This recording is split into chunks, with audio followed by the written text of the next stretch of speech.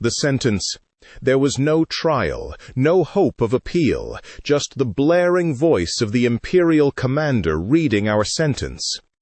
People of Tondatha, on the planet of Agamar, in the Lahara sector, you have been found guilty of sedition against the Empire, and of plotting against the great Emperor Palpatine. Your punishment will be imposed without delay.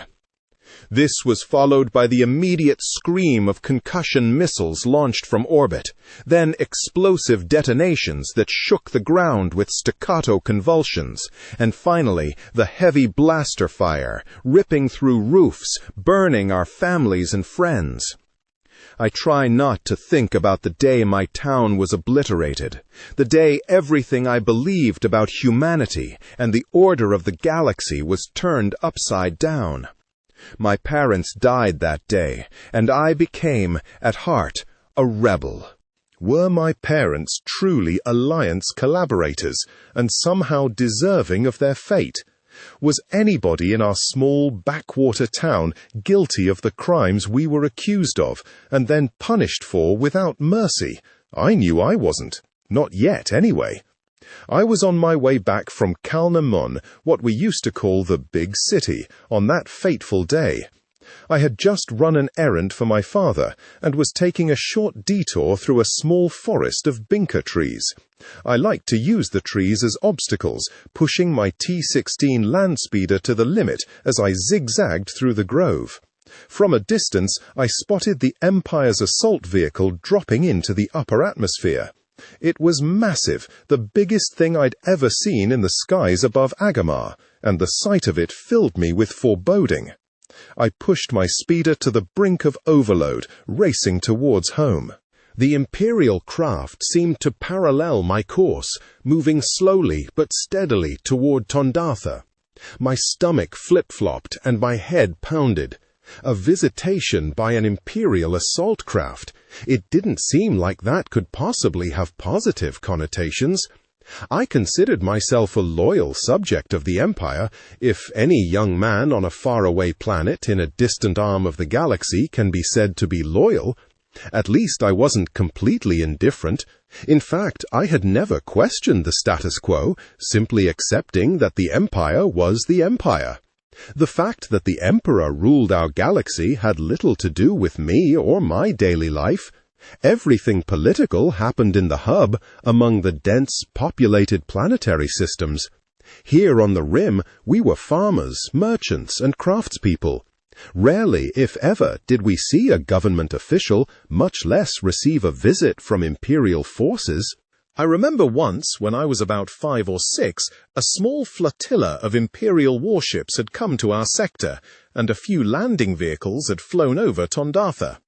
I looked at them with awe and wonder, and my friends and I chatted for weeks about becoming pilots for the Imperial Navy, flying off to strange and faraway worlds. So why was it that I viewed this assault vehicle with such dread? By the time I arrived at Tondatha, the huge ship was directly overhead. I slewed my speeder through the streets toward home. It was unnaturally dark, as the Imperial ship blotted out the sun. Dust kicked up behind me in spreading clouds and small whirlwinds as I pushed my landspeeder past its previously tested limits through the deserted streets. I arrived at my home in time to hear the sound of the Imperial commander's voice pronouncing sentence, and then the distinctive and unmistakable crackling of heavy blasters, mingled with the deafening concussion of the missiles as they impacted. I burst through my front door, calling out for my parents and my sister. There was no response, nor was there time for one, as a searing blaster bolt incinerated the kitchen and the roof of the house collapsed in a storm of heat and debris. I was thrown to the floor, nearly blinded, coughing as my lungs filled with smoke and dust. I crawled through the rising flames, still calling for my family. Something heavy fell, and I was certain I was dead. The aftermath. 3 months later, Tondatha still lay in ruins. The death toll had been too high, the destruction too thorough to attempt rebuilding. Incredibly, I had survived with only minor burns and a mild concussion. The wounds of my spirit, however, were much deeper than those of the flesh. Both my parents were dead. My sister, Keitha, had been badly burned, and I had resolved to send her to Chis, where we had relatives and where she might receive treatment. I feared that she would never recover.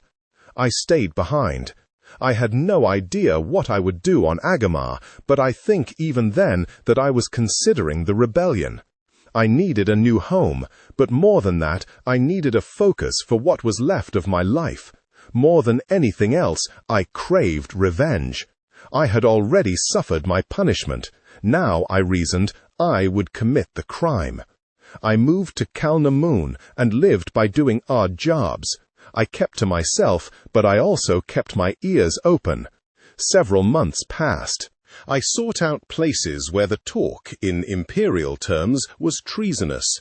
People spoke with conviction of the rebellion, and when they heard my story, they accepted me without much hesitation. And though they trusted my sincerity, they also respected my grief, and sensed correctly that I was not yet ready to commit my life to the alliance. That was about to change, completely and forever. One evening, deep in discussion with other friends of the resistance, the word was passed that the time for decisive action was at hand, and that an important rebel leader would soon arrive to address the groundswell of alliance support on Agamar. Until that time, our clandestine meetings were filled with talk, but often in the abstract. Concepts such as truth, justice, and freedom from tyranny were easy rallying points. But what, we wondered, could rebels on Agamar do to bring down the mighty empire? The rhetoric served to keep people interested, but it had grown tiring. Now, perhaps, a time for action was finally at hand. Somehow I knew that this was what I had been waiting for. The gathering. The old warehouse was buzzing with low, nervous voices. Each of us had been assigned different arrival times, and small groups of resistance members had been entering the meeting place for about an hour. As I watched the room fill to capacity, I could feel the tension rising. There was good reason for the nervousness.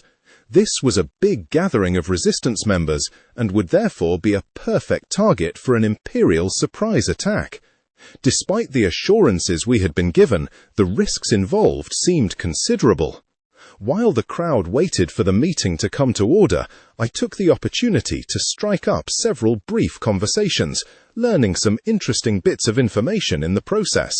Speaking in hushed tones, I discovered that the old republic was indeed a democratic union of worlds, governed by a duly elected senate, and that it represented the needs of all beings, regardless of their race, species, or home sector. That Emperor Palpatine was a senator himself, before seizing power and beginning a tyrannical rule. Under Palpatine, much personal freedom had been subjugated, and all but a small faction of dissent crushed. That currently the Empire was in the process of enslaving or destroying all the non-human races, and that, despite the seemingly invincible might of the Empire, many in the audience held out hope for the rebel alliance. The background noise evaporated abruptly as a woman stepped onto the makeshift dais at the front of the room. I heard whispers of Mon Mothma, and I realized that this was the founder of the alliance herself. The entire room tensed in preparation for her first words. A few scattered whispers were the only sounds. Mon Mothma wasted no time. Her voice rang out, filling the small warehouse. "Beings of the galaxy, unite!" she cried. "Together we will shed the yoke of imperial oppression." Now even the whispers stopped, and when she continued, Mon Mothma's voice was softer, almost conversational. "Thank you all for coming tonight, at the risk of your own safety. I wish that I felt truly free to enjoy the beautiful planet of Agamar. First, I want you to know that this area has been blanketed by our forces. Our battlecruiser orbits above us, and picket droids have been deployed along the perimeter. There is no chance of the Imperials surprising us. For the moment, we are safe to speak the truth. I have come here tonight, my friends, to tell you more than you might wish to know about the greatest threat our galaxy has ever faced. There is hope for our survival, but only if we stand together. And it is crucial not only that the rebellion gains your support, but also that you understand why you should fight for the Alliance. The Empire has been built on the basis of human emotions and motivations: greed, corruption, deceit, oppression, and hate. These are the forces that drive the Empire towards its sinister goals. As she spoke, the Alliance leader's voice grew more forceful with each successive indictment, until finally she paused. When she continued, her speech was more controlled, but just as penetrating. The voice of a storyteller, filled with the conviction of truth. Behind her, brutal images of imperial oppression occasionally appeared on a simple flat screen, and all who heard Mon Mothma's words found themselves transported back to another time. A time far, far away, but not so long ago. It wasn't always this way. The galaxy knew peace following the Clone Wars. Guided by the Jedi Knights and the government of the Republic, a war-weary citizenry rebuilt lives and restored worlds. It wasn't always this way. The galaxy knew peace following the Clone Wars. Guided by the Jedi Knights and the government of the Republic, a war-weary citizenry rebuilt lives and restored worlds. The central authority of the Republic insisted on freedom for all, and prosperity naturally followed. But the galaxy is vast, and with 1,000 worlds to govern, a handful of greedy senators found that they could abuse their power. At first, this abuse manifested itself in small ways, but it grew steadily and insidiously. Slowly, corruption infected the Republic. More and more senators, seduced by power and wealth, allied themselves with special interests. Many worlds suffered, and eventually the Republic began to crumble. Into this situation came a young senator named Palpatine. Now he is called Emperor, but I remember him as a very ordinary man. Even then, he was surely devising the cruel master plan that would lead to his ascension, though at the time he did nothing that would have attracted attention. Palpatine waited and plotted, and when the proper time came, when the Republic was most vulnerable, he carried out his plan to perfection. The authority of the Senate had weakened at an alarming pace.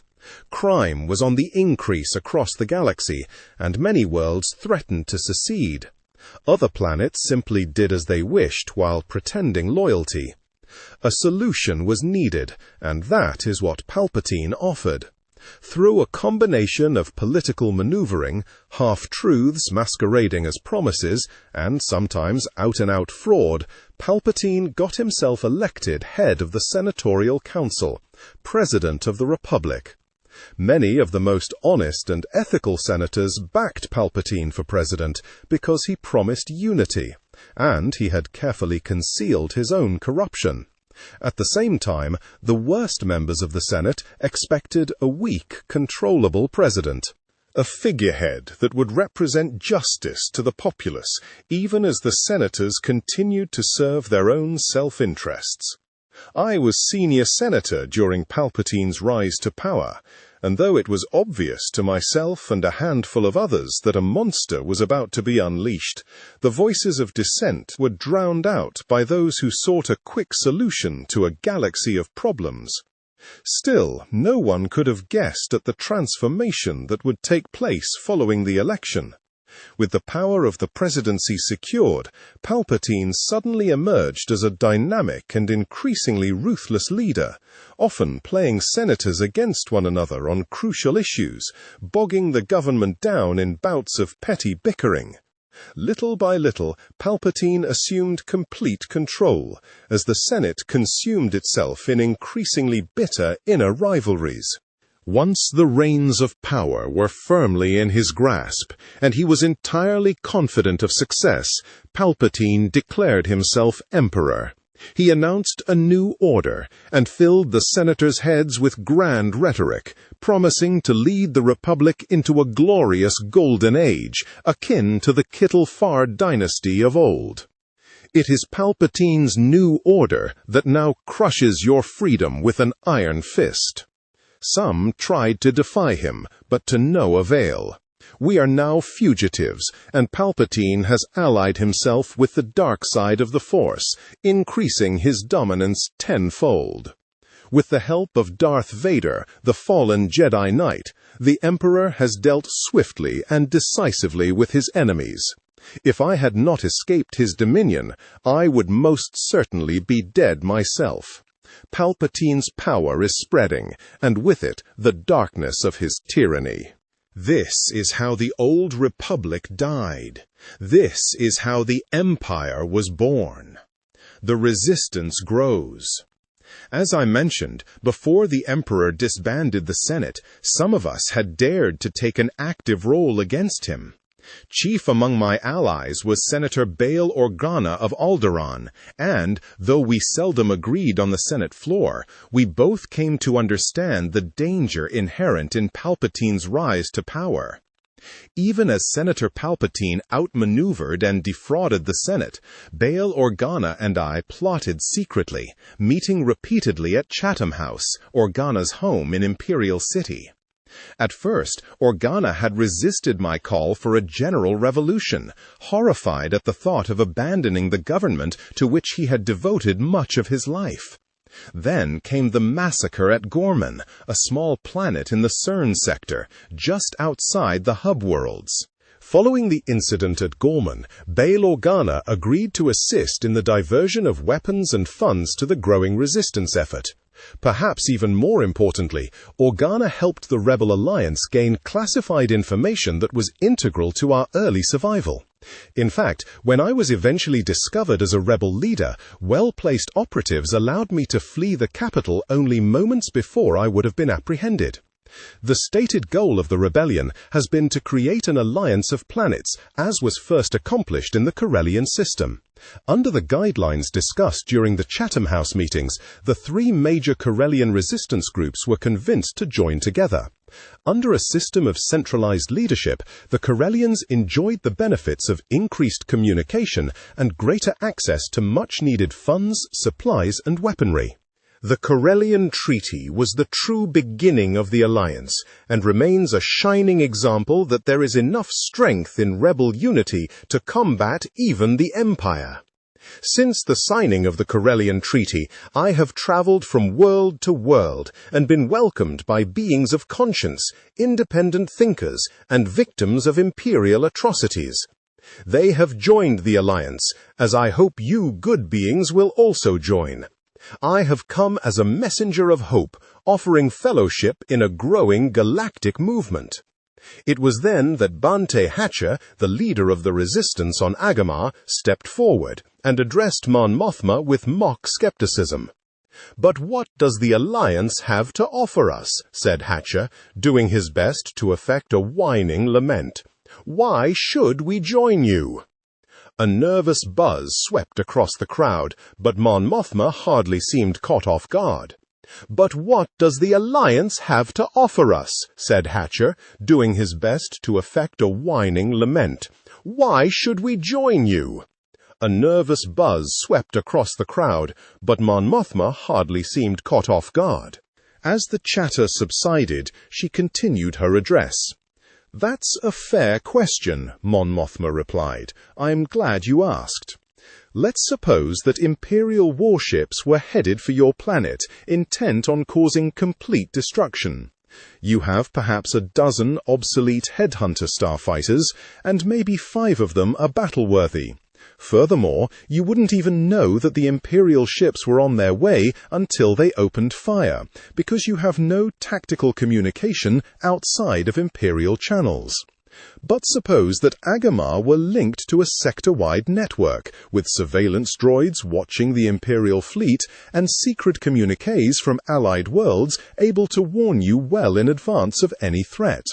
Neighboring systems would also be part of the network, ready to assist in your defense with men, weapons, and starfighters. The benefits are obvious. How many lives might have been saved at Tondatha with advance warning? The Alliance offers experienced leadership, coordination of information, and logistical support for every world that truly desires freedom.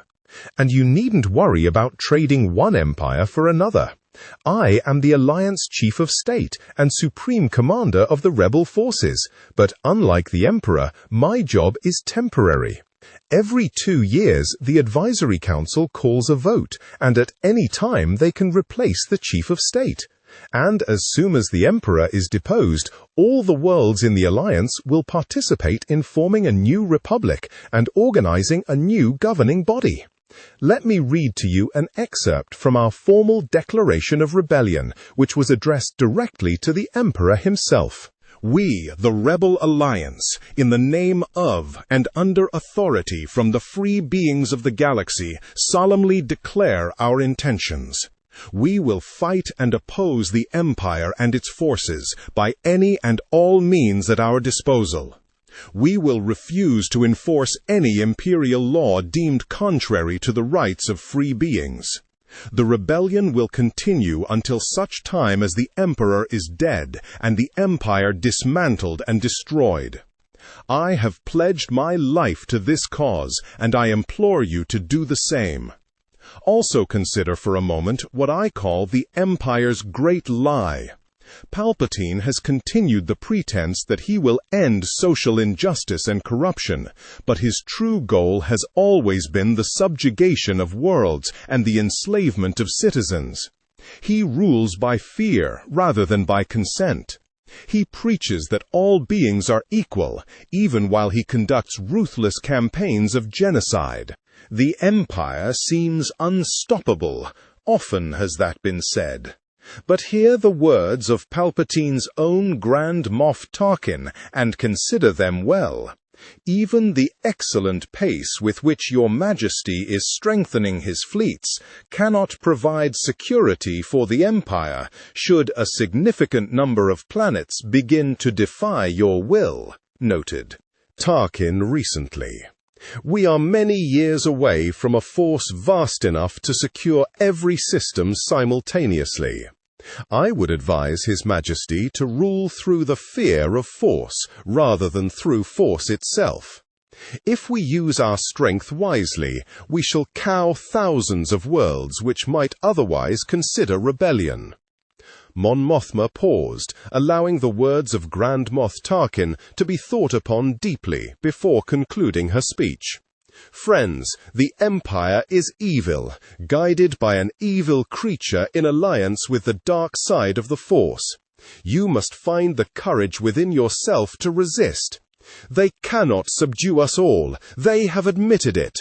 Only fear keeps them in power, and if we act now, together, we can cast off their oppression and dispel this horrible darkness. For the sake of all who cherish freedom, not only can the Empire be defeated, it must be. As we gather here tonight, other beings from all quadrants of the galaxy are rising up against the Empire's injustices, bravely defying the Imperial overlords in a life-or-death struggle. They need your help. The resistance is not insignificant. Moff Tarkin himself has conceded that. The Alliance offers the peace and unity that all beings deserve, but this can only be achieved through total rebellion. Only by working together, by coordinating efforts with other planets and systems, can the will of the Emperor be defied. It is my urgent plea to you who have gathered here tonight. Join the growing Rebel Alliance. Separate, we shall fail, but together we shall prevail. The speech and the subsequent cheering were long since over, and most of the Agamar locals had departed. There had been some additional discussion of Mon Mothma's proposal, and it seemed almost certain that the Agamar resistance would join the alliance. Regardless, I had already made my decision. As I stood listening to the others talk, a pretty young woman approached me. Her smile was dazzling, but her eyes were very serious. She was one of the alliance team who had accompanied Mon Mothma, and she handed me a small synth paper pamphlet, saying, "Read this, it will help you understand more." As she walked away, she turned and added, "Be sure to return that to me, or destroy it before you leave. To be caught with it by the Imperials means certain, painful death." I took the small pamphlet and began to read. When I had finished reading, I turned the pamphlet over and perused the back cover. It read, "Are you ready to fight for your freedom? Are you prepared to lay down your life, if need be, to save your homeworld? Seek out the Rebel Alliance and fight at our side. We will defend one another, and together we will destroy the Empire." I studied it a moment more, and then looked for the woman who had given it to me. She was nearby, working with the others to remove any evidence of the meeting that had taken place. I caught her eye, and she moved towards me. I handed her the pamphlet. "I want to be a starfighter pilot," I said, and her eyes sparkled. With amusement? Suddenly, I saw myself as she must have, some backwater rube with dreams of glory. I started to take offense, and then realized that I fit the description perfectly. What did it matter? I didn't mind having something to prove. "Where do I sign up?" I asked. "You're sure that this is what you want?" she said, her expression changing to one of genuine concern. "It might be a long time before you can return to Agamar if you leave with us now." "I'm sure," I told her, although I think that my voice wavered a little. "Anyway, there's nothing to keep me here." "Well then, my name is Linnea," she said, extending her hand in greeting. "I'll introduce you to someone. My life ended on Agamar and began again on the rebel flagship Independence. I came up on a crowded shuttle soon after Mon Mothma delivered the speech that had so inspired me. Mon Mothma had already gone up in a different shuttle, but there were several members of the ship's crew, as well as 3 other new recruits from Agamar. Linnea was there, sitting next to me. I suppose that I looked nervous. "Don't worry," she said, "you'll be fine." I turned and met her lavender eyes as steadily as I could. It was my first time off-planet, my first time in a starship, and my first time making a big decision in my life without my family to advise me. "I'm not worried at all," I lied. "I just can't wait to get my hands on the controls of a starfighter." She laughed, clearly seeing through my bravado, and then turned more serious. "There's no other task you think you could perform for the Alliance?" she asked. "Nothing other than flying one of those death traps?" "Death traps? What kind of talk was that?" Feeling mocked and underestimated, I told her, "You wouldn't understand." My tone was surly. "Wouldn't I?" she bristled, her expression momentarily stricken. "If you're still around in a few weeks, come ask me about my brother." I felt like a real fool. What I had thought was mockery was probably real concern. She obviously knew something more than I about starfighters and starfighter pilots. Still, I could not let her shake me. There was one, and only one, goal before me. "I'm sorry," I told her. "I didn't mean to snap, but I know what I'm here for." She looked at me with a half-smile that told me I was forgiven, but that she still harbored doubts. We sank into silence again. I had never seen anything like it. The Mon Calamari vessel was huge. Our tiny shuttle floated next to it like a bits bug next to a bantha. The strange organic shapes of the hull turned into elongated hemispheres when seen from this close. Here and there I saw long streaks of black, battle scars, I guessed. I nearly missed my first sight of an X-Wing. It flashed by our shuttle, and I caught just a glimpse of it through the viewport. How can I describe that moment? For a boy whose ideas of power and speed had been embodied in a maxed-out land speeder, this was pure poetry. The X-wing moved like a bird of prey, its S-foil wings glinting in the burning light of the sun, cleaving the emptiness of space silently and with deadly grace. Then it was gone, and I spent the rest of the shuttle ride searching for another. I saw no more X-wings that day, but I had plenty to occupy my attention. The shuttle docked in a huge airlock near the rear of the Calamarian vessel. At least I assumed that it was the rear. The Calamarian design was unlike anything I had seen, but I think that I spotted the engine housings just before we entered the lock. As we disembarked, Linnea hesitated and then said, "Good luck. I'll look you up in a few days, just to see how you're doing."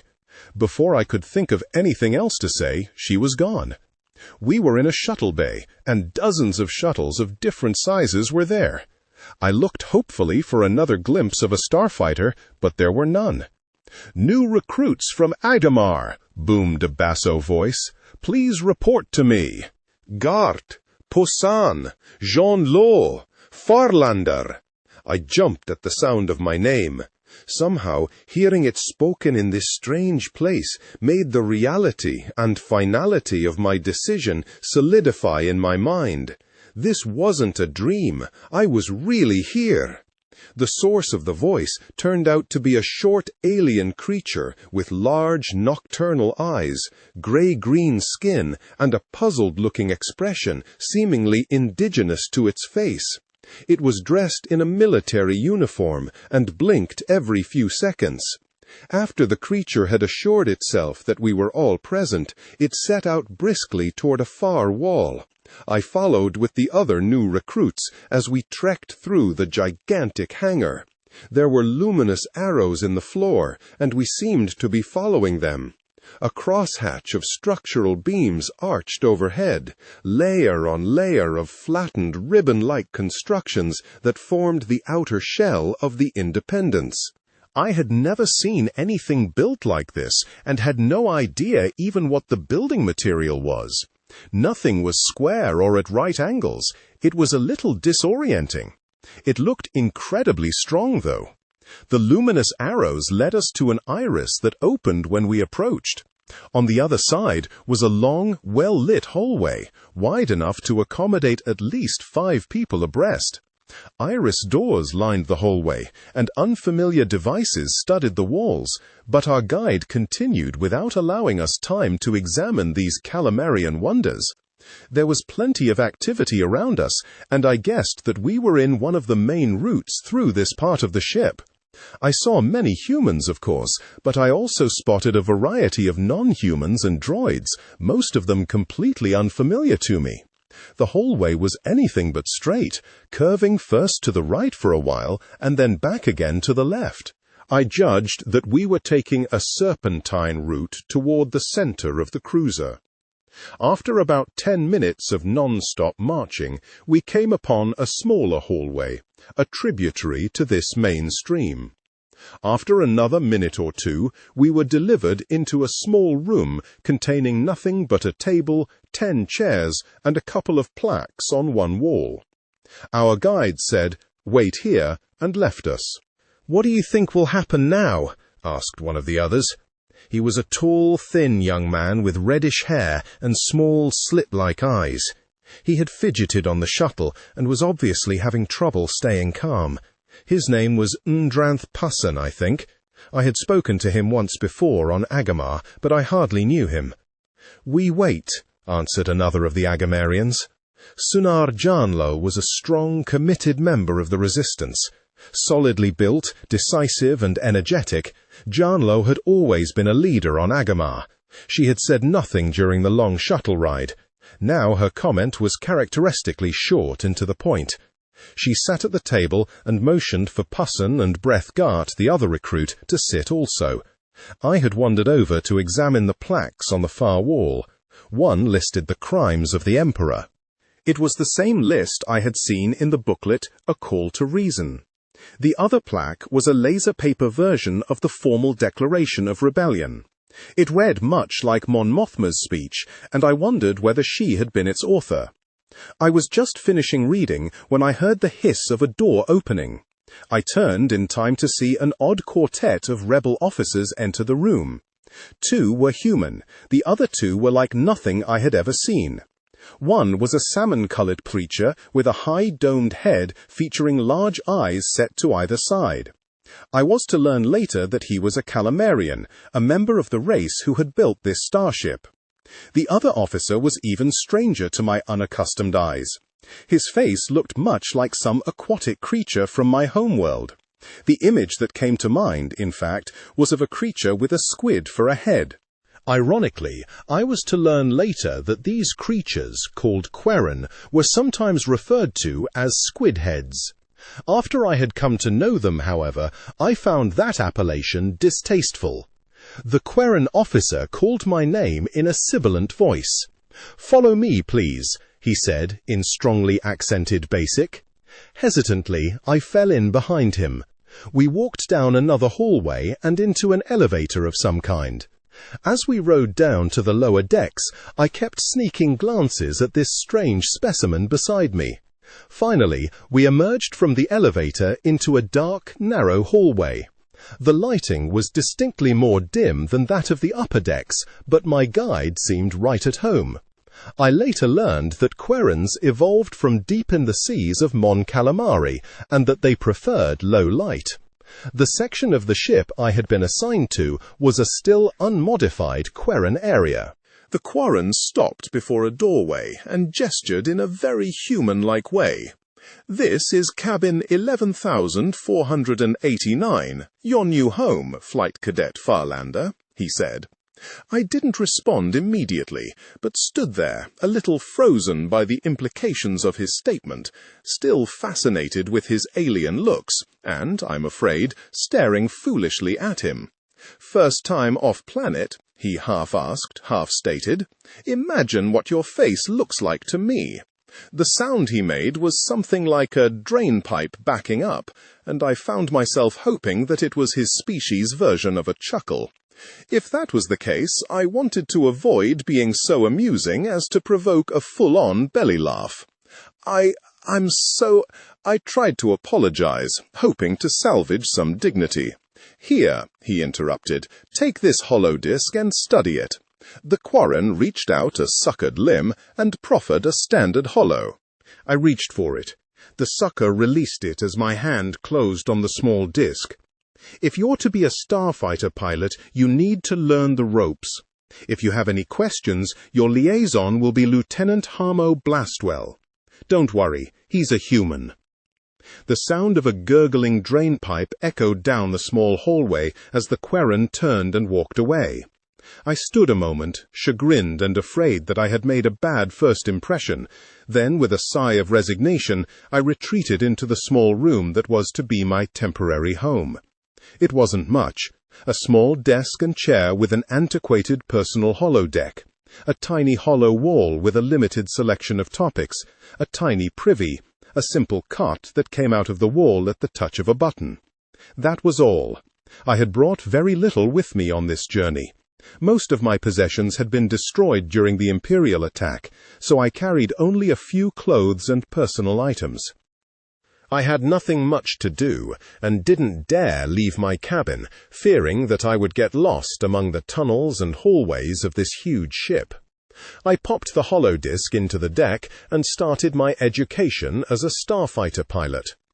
How long he had stood in the doorway behind me, I don't know, but I was studying the section called Starfighter Systems and Basic Tactics for the third time when I felt a distinct tension at the back of my neck. I usually get that feeling when someone is behind me. "Excuse me, are you busy?" He couldn't have been more than a few years older than I, but the guy leaning casually in the doorway to my room was wearing lieutenant's insignia.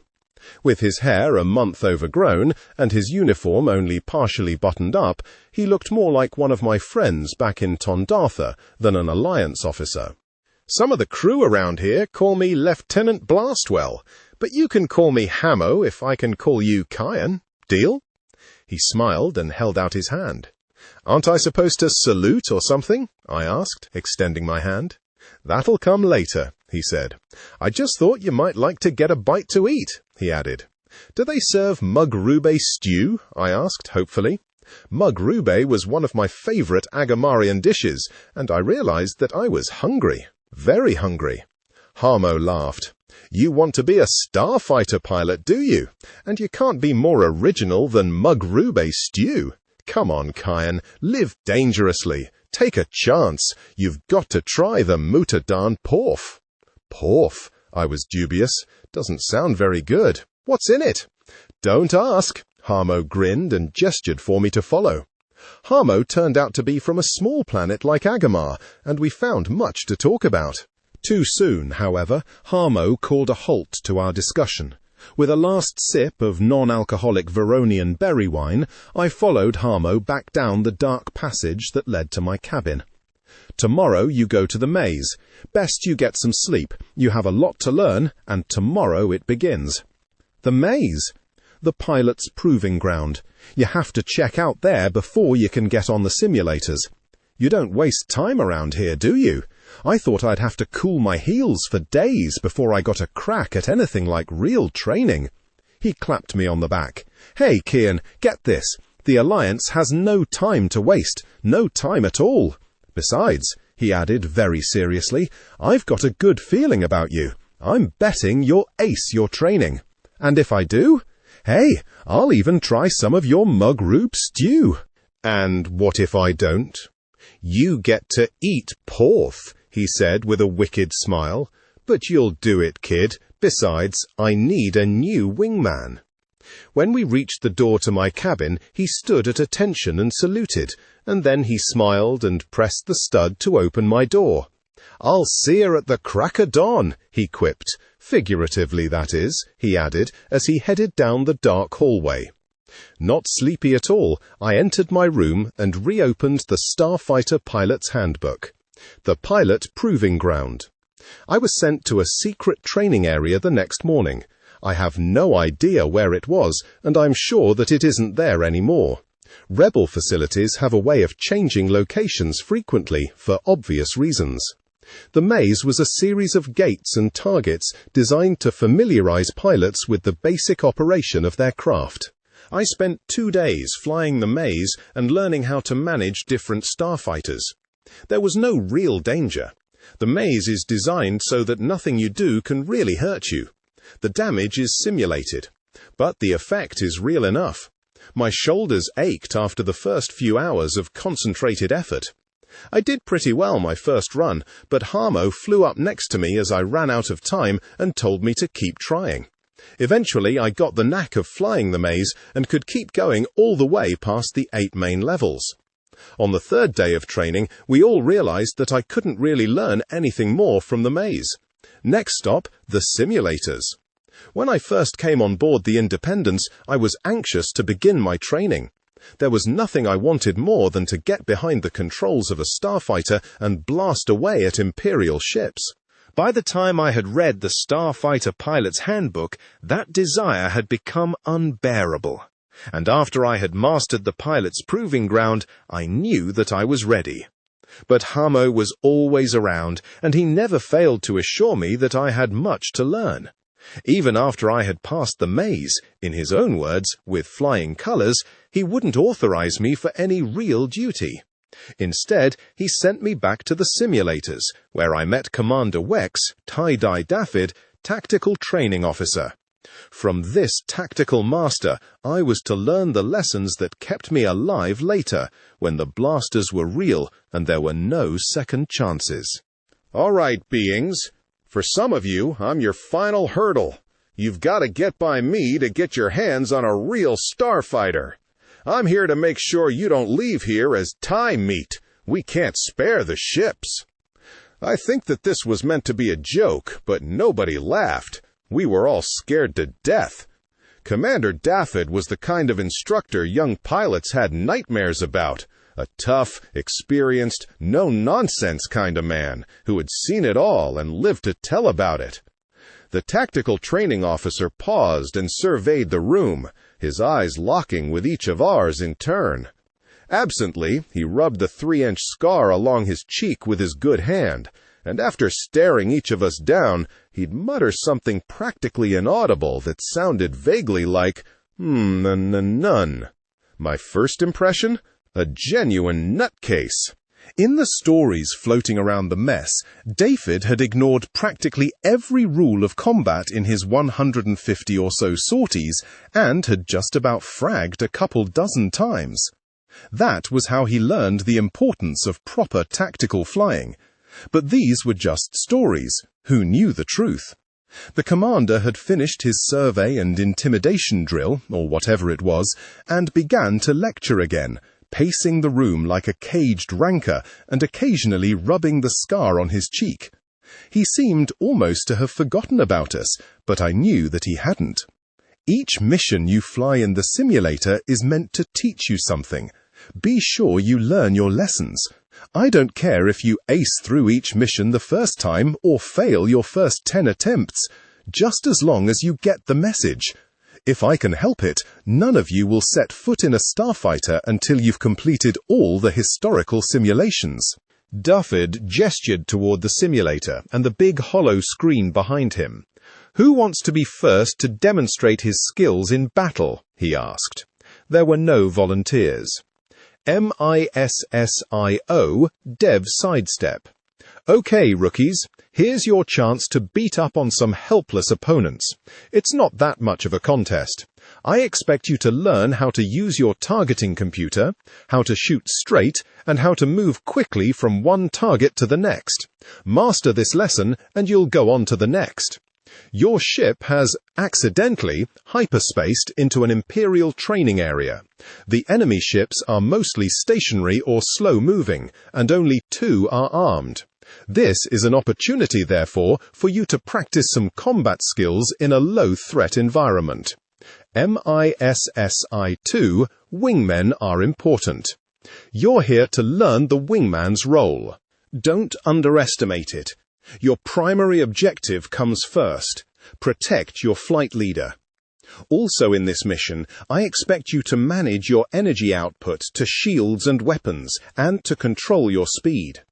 Practice targeting enemy fighters and shooting them with a minimum of effort. Mission 3. Satellites near Coruscant. This mission teaches you to use your laser guns with precision by targeting and destroying small objects, such as satellites and mines. Quick targeting under pressure, precise speed control, and navigation in 3D space. These are the objectives of this mission. Learn to jink to avoid the lasers, and learn to aim and fire without effort. Or don't, and get fragged. Mission 4. Beat the odds. Rebel starfighter pilots almost always fight the Empire outnumbered by at least 3 to 1. This mission teaches you to beat these odds. Learn to shoot TIE fighters. Don't look for deep philosophy here. Just shoot fast, don't miss, and get out with your skin. Mission 5. Rescue at Mon Calamari. This mission recreates one of the most spectacular life-or-death rescue missions in history, especially from the view of a particularly daring X-Wing pilot, Halley Cadorto. Destroying the enemy is only part of your job. A starfighter is also a defensive weapon. You must learn to help the Alliance in any way you can. In this mission, you must identify the containers that contain slaves. Do so quickly so that a rescue team can space in and rescue the Calamarians. Rescuing the Calamarian slaves is the primary purpose of this mission. After you have identified the containers, protect the rescue operation. Finally, destroy any Imperial ships or supplies before you space out and return to base. Learn to identify unknown vessels and how to provide a protective screen for our non-combatant forces. Meeting Halley K. Dorto. It happened after my first day on the historical simulators. I was in the mess hall. Hammer was away on some mission he couldn't talk about, so I was eating alone. I found a table that was practically empty. I had decided to think about the day's events for a few minutes while I ate. The only other occupant of the large table was an older man dressed in civilian clothes. At first, I was going to sit at the far end of the table, but something prompted me to sit nearer the old man. "Starfighter cadet?" he asked as I sat down. "Yes, sir, Keyan Farlander. Just joined up at Agamar." "Ah, Agamar. I was there once. Nice planet," the man said. "Pleased to meet you. I'm Cadorto, Halley Cadorto." I must have looked like a stunned Haska, because he laughed and nodded his head. "That's right. I'm the one from the simulators. You flown my mission yet?" "Yes, sir. I did it today, as a matter of fact. The key, you know, is identifying the containers with the slaves. I was lucky. We knew something was up around Mon Calamari, but we never suspected the Imperial scum would actually try to destroy the slave containers before we could get there. I saw the TIEs zeroing in on the distant containers and took off to see what they were up to. I wasn't following orders. Instinct, maybe. Luck? Doesn't matter much, does it? I didn't know what to say, so I just smiled knowingly. I've been shot up a lot of times. In the early days, our ships were prone to fail on us. You don't have that in the simulators. They're better these days, but back then, I was technically dead 3 or 4 times, but the medical droids always brought me back. That day, I was sharp. I flew circles around those TIE bastards and shot them all to hell. By the time reinforcements arrived, well, there wasn't much left. It was a proud day, young Farlander, but I flew a lot of missions before and after that one, and every one of them was just as important. Remember that. Don't let up for an instant, or you'll be staring into the ugly face of one of those medical droids, if you're lucky. I was still sitting with Halley Cadorto when Hamo suddenly appeared in the mess. He seemed to be in a hurry. When he spotted me, he came directly over to the table. "Come on, Farlander. There's a call for volunteers to fly a very important mission. They need more pilots, and I volunteered you." Many people have already heard the story of my first mission. It became the subject of general conversation on the Independence after I returned. Perhaps much has been made of it, it being my first mission and all, but I figure that I was just lucky, in spite of what Mon Mothma told me after my promotion. Reluctantly, I followed Hamo to a briefing room. By this time, I had a better idea about how things worked on board, but I was pretty surprised to see Mon Mothma and Admiral Atbar heading up the briefing. The Admiral began speaking soon after we arrived. "The frigate will pop in here." The Calamararian was pointing to a spot in the holo projection. A label indicated that it was a quadrant of the Hadar sector. A Corellian corvette filled the lower corner of the projection. A small world was visible in the background. As the Admiral spoke, a Nebulon B frigate popped into view in the upper quadrant. Within moments, a stream of TIE fighters appeared and headed directly for the frigate. Then a squadron of X-Wings appeared behind the TIE fighters, catching them in a crossfire between their guns and the frigates.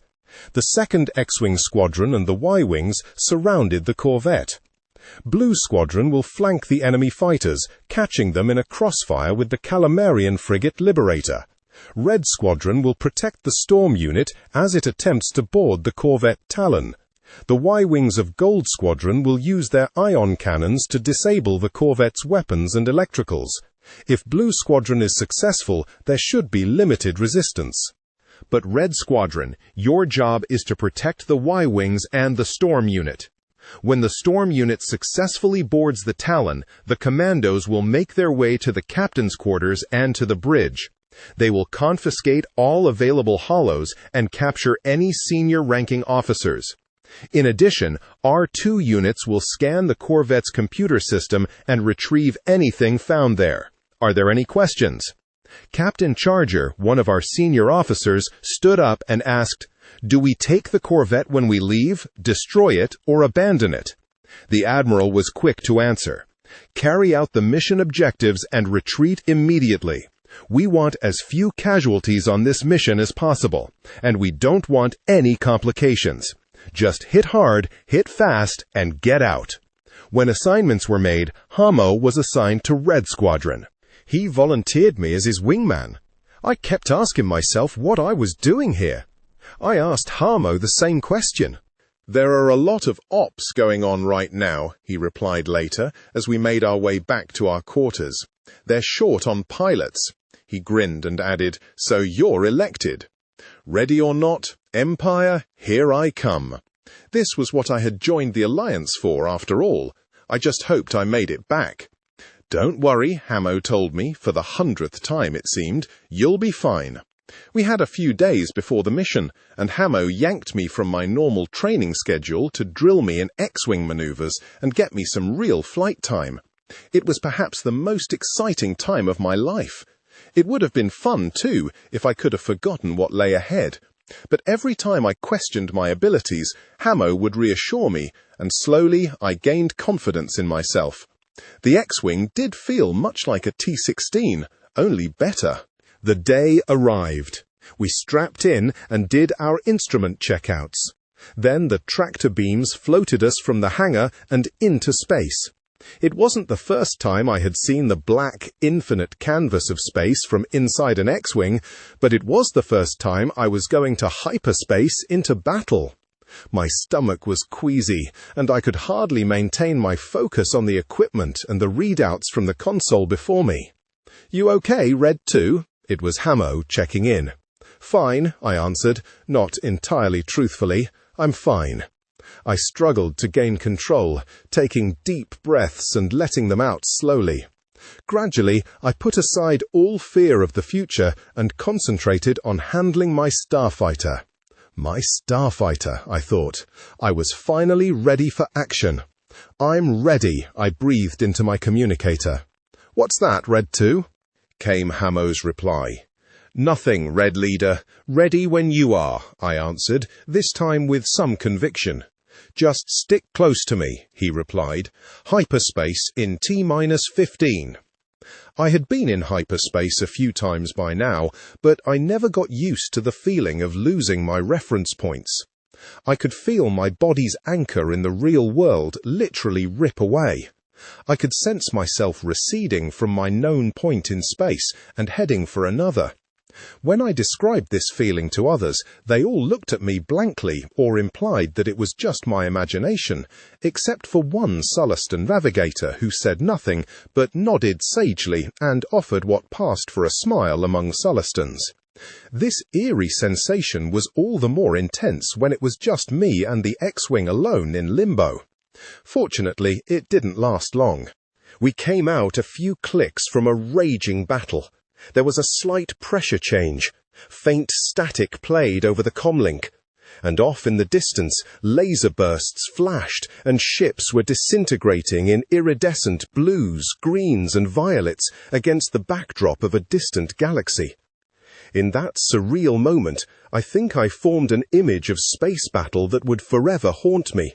Contradictory visions of beauty and death, of graceful, weightless dancing and awesome, destructive power. All this in a heartbeat. I found myself pulling hard on the controls and spinning into an approach position, the enemy corvette filling my view screen. I could see Hamo's X-Wing just ahead of me, and I adjusted to match his trajectory. I pushed too hard. Suddenly I lost him, spinning off course as I tried to compensate. In a speeding X-Wing, a small miscalculation can really throw you off. Angry at myself for making this stupid error, I started to come around again when I spotted two TIE fighters speeding in my direction. A quick mental calculation told me that they were headed straight for Hamo's X-Wing. I swung in behind the closer of the two. He had almost lined up with Hamo already. "Watch out, Red Leader!" I yelled as I punched the fire button. My hand wasn't steady, and my aim was off, but one of the quad-linked lasers hit the TIE on the side panel just before his green laser squirted out at Hamo. I could see the TIE slew sideways, and his shot went wide, a single beam just clipping the back of Hamo's X-Wing. I kept the TIE fighter in my sights and closed in to finish him off. It all happened so fast. I was flying on instinct. I noticed that the TIE seemed to be circling to starboard. Later, I realized that his steering was probably damaged, but at the time, I just took an angle inside his turn and fired a couple of dual-linked blasts. The second one hit him amidships, and the small TIE fighter lit up with electrical sparks and careened off course, spinning out of control.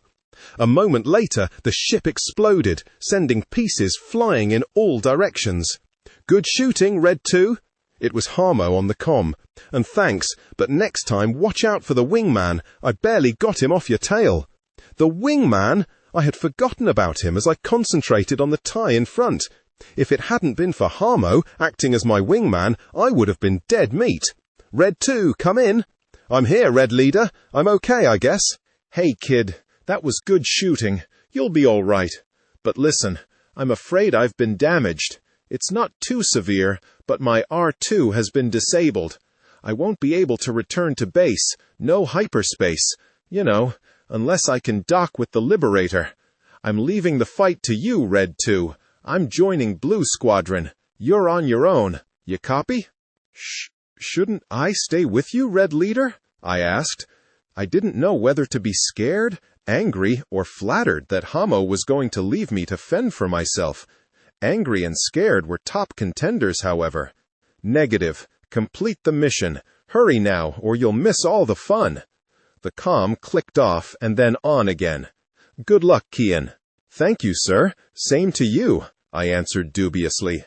"Hey, kid, don't worry. Just keep your wits about you. You're a natural, you know." Then Harmo's X-Wing banked and flew out of view. I was headed for the Talon. Staying on course, I watched the Y-Wings firing ion blasts at specific locations, trying to penetrate the Corvette's shields. Other X-Wings from Red Squadron were helping by targeting the active guns. I began weaving my way around the laser shots, heading in toward one of the gun emplacements. So far, it wasn't much different from the simulation drills. If you kept moving, the ship's lasers couldn't home in on you. Then a call come over the comm. "Storm Leader to all units. Any of you X-Wing jockeys got a spare R2? We need help here at the main airlock. Come in." "Red Leader to Red 2. You hear that? Go on in, boy. Give the commandos a hand." Harmo was still watching out for me. "Acknowledged," I called. "Red 2 to Storm Leader." "Where's the airlock? Come in, Storm Leader." "This is Storm Leader. Red 2, come in along the belly, aft of amidships. You'll see our boarding craft jamming the hatch. You should be able to squeeze your X-Wing around it. We'll meet you in the landing bay." "I'm on my way, Storm Leader," I told him. I finished my pass at the gun emplacement, squeezing off 3 or 4 shots before I veered around the edge of the Corvette and circled under it. The boarding craft was smoking, so it was easy to spot. I pulled up to the airlock, slowing my engines nearly to 0, and drifted past the boarding craft. I could see a gaping hole in the hull, and smoking fumes from burning metal poured out into the vacuum. As I eased out of the cockpit, assault troopers began removing my R2 unit from its socket in the X-Wing. I climbed down and saluted the officers who approached me. "We've finally got this section secured," one of them told me. "We're trying to jam their gun computers. A few of the others have already gone forward to find the bridge." "What should I do?" I asked. I hadn't planned on boarding the Talon, although I had been briefed on some basics of the ship's layout. "Take your R2 forward and see if you can help us jam the guns. This section has been cut off from the main defense computers. And while you're there, get anything that looks important and get back here. You've got 15 minutes. Now I know that if I had thought about it much, I would have been scared to death. I was scared, I'll admit that, but I was also excited. This was an adventure beyond even my own youthful daydreams. I forged ahead, the R2 guiding me with its characteristic beeps, pops, whines, and sproyings. I didn't know what any of it meant, but the intent was generally to turn one way or the other at an intersection, and I got the idea quickly enough. The corridors were mostly empty. Here and there we passed the bodies of Imperial stormtroopers and rebel assault commandos, where heavy battles had apparently taken place. A few commandos passed, going in the opposite direction or moving down side corridors. We had been told that this ship would be lightly defended, but the evidence suggested otherwise. The air was filled with an acrid smell. Blaster burn? The sight of the bodies deflated my excitement, but my R2 unit didn't seem to notice. I hurried to keep up. The stormtrooper was waiting, his blaster pointed directly in my face as I hurried around a corner. Fortunately for me, I think that he was almost as surprised as I was. He probably didn't expect anyone to blunder into him like that. Whatever the reason, he didn't shoot quickly enough, and I slashed upward with my arm, knocking the blaster from his gloved hand. A sharp pain lanced through my wrist as it contacted the hard ceramic armor, and my own blaster fell from my grip as I instinctively grabbed the painful area. The stormtrooper reached out and took me by the throat. He pushed me down on my back, my own blaster trapped beneath me, poking uselessly into my spine through the flight suit. I couldn't breathe, and I had no weapon. Fists were pretty useless against ceramic armor, and, although I tried to break his grip on my throat, I could do nothing. My vision was beginning to dim as I ran out of air. I was on the verge of unconsciousness. Then the stormtrooper shuddered violently, went stiff, and fell off me. His hands released their death grip, and I inhaled a deep, gasping breath. Next to the stormtrooper, who appeared to be dead or unconscious, my R2 unit was retracting a half-meter-long shock probe. Now, I had never heard of a droid attacking a human like that, but I wasn't about to question it just then. All I could think of was that perhaps shocking the trooper wasn't technically harming him, just immobilizing him. Or perhaps someone had tinkered with this one. Or maybe it had been mistreated by stormtroopers. Whatever the reason, it was clear that this apparently simple R2 unit was more than just a navigation droid. It was also a loyal companion. "Thanks, R2, I said, when I had caught my breath again. The droid beeped a contented sound, or at least that's how I interpreted it. I got to my feet and ran onward. When I reached the bridge, it was a wreck.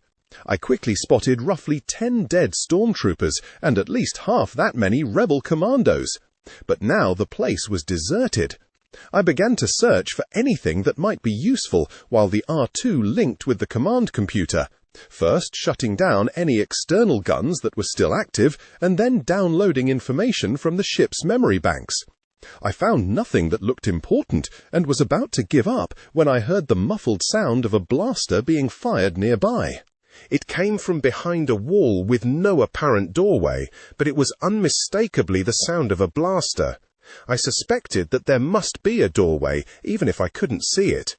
"R2? Beep. Dot. Pop," it answered, or something like that. "I think there's a door or something over on that wall," I said.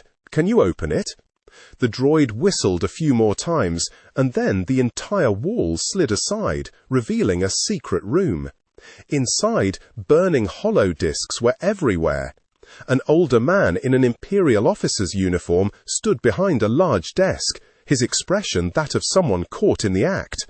He held a blaster pointed roughly in my direction. When he saw me, he raised the blaster and fired. A heartbeat later, I fired my own blaster, hitting him square in the chest. He crumpled and fell behind the great desk. It was only after I had fired that I realized two things. First, I was still alive. In fact, I hadn't even been hit. Second, he hadn't been aiming at me. His blaster had been aimed at another pile of hollow discs on the desk between him and me. I ran cautiously over to see what had happened to him. It was immediately obvious that he was dead, his face frozen in a rictus of surprise. I felt weak. I had just killed a man, face to face, and he hadn't even been shooting at me. I felt momentarily dizzy and had to clutch the edge of the desk to keep from falling. I had never killed a man before. I realized suddenly that this was, in fact, the second man I had killed, the first being the pilot of the TIE Fighter I had shot. Was it more noble or acceptable to shoot an enemy pilot, or to shoot an officer in cold blood? I found myself wondering what could be in these discs that he had thought was worth dying for. I regained my composure and remembered that the commando in the airlock had given me 15 minutes. I didn't have much time left. I gathered all the hollows I could find. Some were still undamaged, others were little more than slag, but I took them all and stuffed them into the pockets of my flight suit. I took a last look at the man I had shot, and, as an afterthought, I took his ID badge. Perhaps it would be useful to know who he had been. I knew that I would never forget him. "Come on, R2, I think we got what we came for," I said after taking a deep breath. "Let's get out of here." I ran from the bridge, followed by the R2 unit, who was emitting a solid stream of high-pitched whistles, pops and sproings. I made my way back to the airlock and took off in my X-Wing as soon as it was ready, saluting the commandos who were beginning their own evacuation. "R2," I called over the comm, "space us out of here. Let's go home." Of course, I didn't know the importance of the hollows I had recovered, and I think that Mon Mothma and the other commanders made too much of my exploits.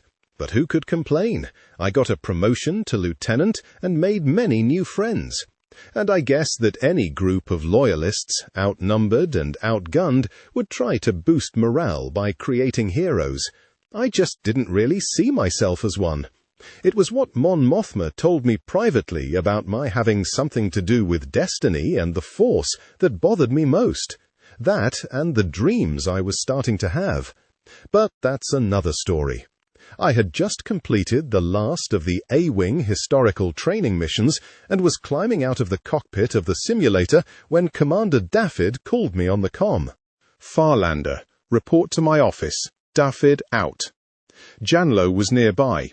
She had been going through the training with me, although I had the idea that she would be going into intelligence training before long.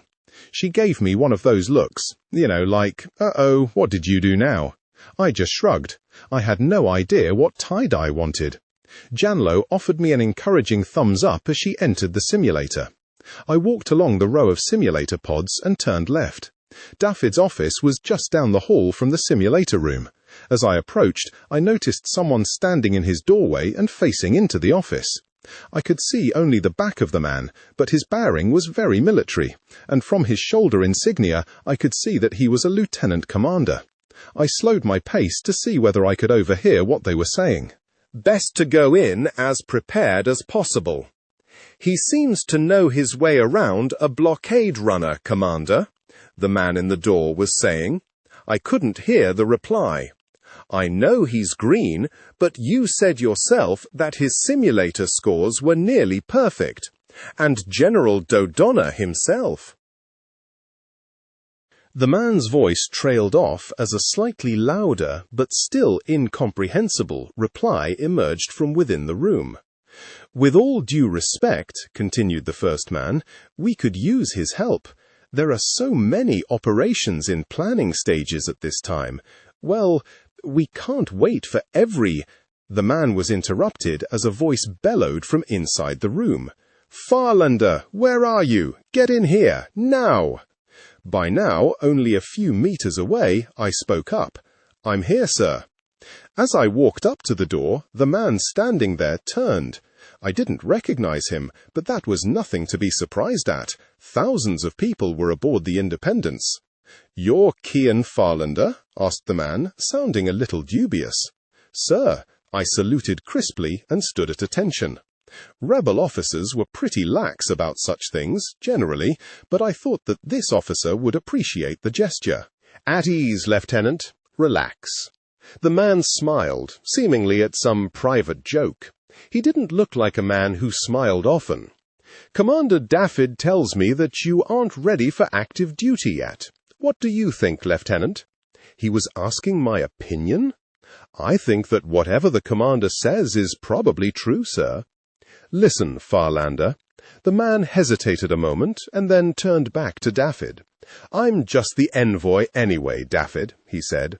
"General Dodonna seems to want this pilot in service as soon as possible. Don't ask me why." Turning back to me and giving me a sort of skeptical look, he added, "Have you completed the historical simulator training?" "Yes, sir, but—" The man held up his hand to stop me. "No buts, Lieutenant. If the General wants you, he gets you. You're to report to the duty officer for Red Squadron tomorrow at 060 hours. He saluted to me and sort of tipped his head to Commander David, and then he spun around and left before I could answer. I stood there, stunned, watching him disappear down the hallway. "Farlander," I faced David, not really sure what to say. "Sir?" was all I managed. The commander stood up from his desk and put his hand on my shoulder. It dug in a little too hard. He sometimes had trouble gauging the strength of his mechanical hand. "Farlander, that was one of the general staff officers. They want you. You're to be the sacrificial lamb. Just remember everything you've learned here, and don't take this hero business too seriously. Heroes who fly starfighters most often meet with a quick end." "Yes, sir," I said. I couldn't have agreed more. "But, sir?" "What is it, Keyan?" This was the first time ever that he had called me by my first name. It made me nervous. I was just going to ask, am I really not ready yet? David laughed so abruptly I almost jumped. "Ready? Who's ever ready? You'll be all right. Keep asking yourself whether or not you're ready yet, and when the answer is yes, that's when you might consider a nice desk job. The end is near." He was still chuckling, the scar on his face stretched white, but then his smile faded and he spoke more seriously. I had never seen the commander in such a mood before. "In answer to your question, Lieutenant, you're a damn good fighter pilot. If you can stay alive through your first few missions, you've got a chance. Just watch your back, and don't try to take on a Star Destroyer in an X-Wing." I smiled then, but later I was to remember the commander's caution, and it would not seem humorous at all. Reporting for duty. I reported for duty early the next morning, and was sent to Briefing Room 7, a small room dominated by a large 3D hollow projection map. I recognized a few of the pilots who had arrived before me, and some nodded in my direction, but there was little conversation. I looked for a spot as far in the back as possible, and settled nervously into the auto-contour seat. When Harmo arrived, he grinned and said, "Here we go," and then went off to talk to some other pilots I didn't know. Shortly thereafter, the briefing began. We've had some success lately against the Empire forces, but that only means that we have to be more careful. Our hit and fade tactics are working well enough to provoke a response from the Emperor. Commander Wessman began the briefing. I had seen him a few times before. He was hard to miss at nearly 7 feet tall and close to 300 pounds.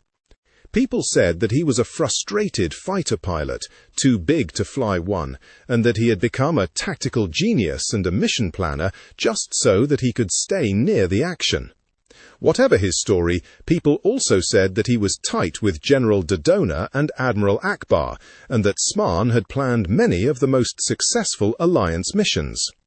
For a moment he stood before the large holosphere, with nothing displayed. A response from the Empire isn't exactly what we want, but our informants tell us that a response is what we're going to get. So, our first priority is to find out what we can expect, and where it will take place. All we can know for sure is that the Empire will respond with a warhead to scratch an itch. Fortunately, we have several advantages. First, we have good intelligence about the Empire's movements through our network of informants. It's hard for the Empire to keep secrets when everything they do is on such a large scale. Second, we are few and hard to find. Third, our starfighters can hyperspace into combat and back out again, while theirs are not hyperspace capable. Fourth, we have a dangerous new starfighter, which all of you have trained on, the A-Wing. Some shouts of agreement came from the assembled pilots and staff. The A-Wing was popular with most pilots, but Skern put one of his great hands up and order was instantly restored. Don't get too confident, men. This is a life-or-death struggle, and the Empire still has the upper hand. Now, the General and his staff have worked hard to set forth the following goals, and you men will be risking your lives to accomplish these goals, so we want you to hear them. First, our informants are working hard to gain more information about the Imperial counterstrike, but we are also looking ways to help ourselves. We hope to intercept some Imperial convoys, or perhaps capture some Imperial officers and find out what they know. Second, we have decided to evacuate our current base at Brigia.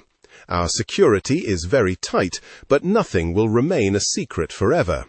We will have to mount a rear-guard action to protect the evacuation in case the Empire discovers the operation. Third, we must mount effective counterstrikes to delay the start of the Empire's response. In other words, we'll muck up the works. There was general laughter at this uncharacteristic comment, but it faded quickly, and the commander went on as though he hadn't said anything out of the ordinary. Fourth, we expect to have several opportunities to capture military supplies as the Imperial operation begins to build up its ordnance. Fifth, we must seek new allies in our fight against the Empire.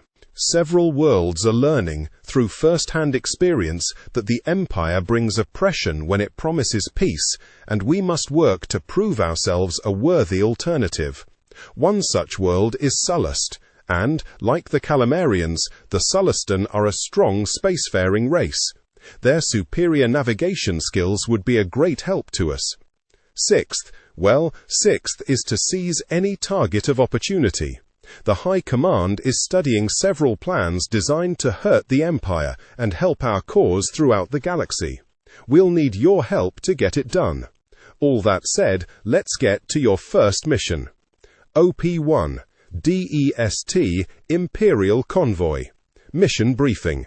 You will fly an X-Wing as wingman in a quick-strike mission against an Imperial convoy. The X-Wings will fly cover, while Y-Wings attempt to disable the lead ship. In addition, we plan to blow up the Emperor's supplies and get out before reinforcements can arrive.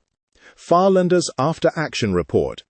I flew an X-Wing in a hit-and-fade strike against an Imperial convoy. I was the wingman, and Hamo was my flight leader. During the mission, a corvette assigned to escort the convoy decided to defect to the Alliance, and a pair of Y-Wings was ordered to disable the Imperial corvette so that one of our transports could capture it. COs. Analysis. A fair job, Lieutenant, and your report is clear and complete.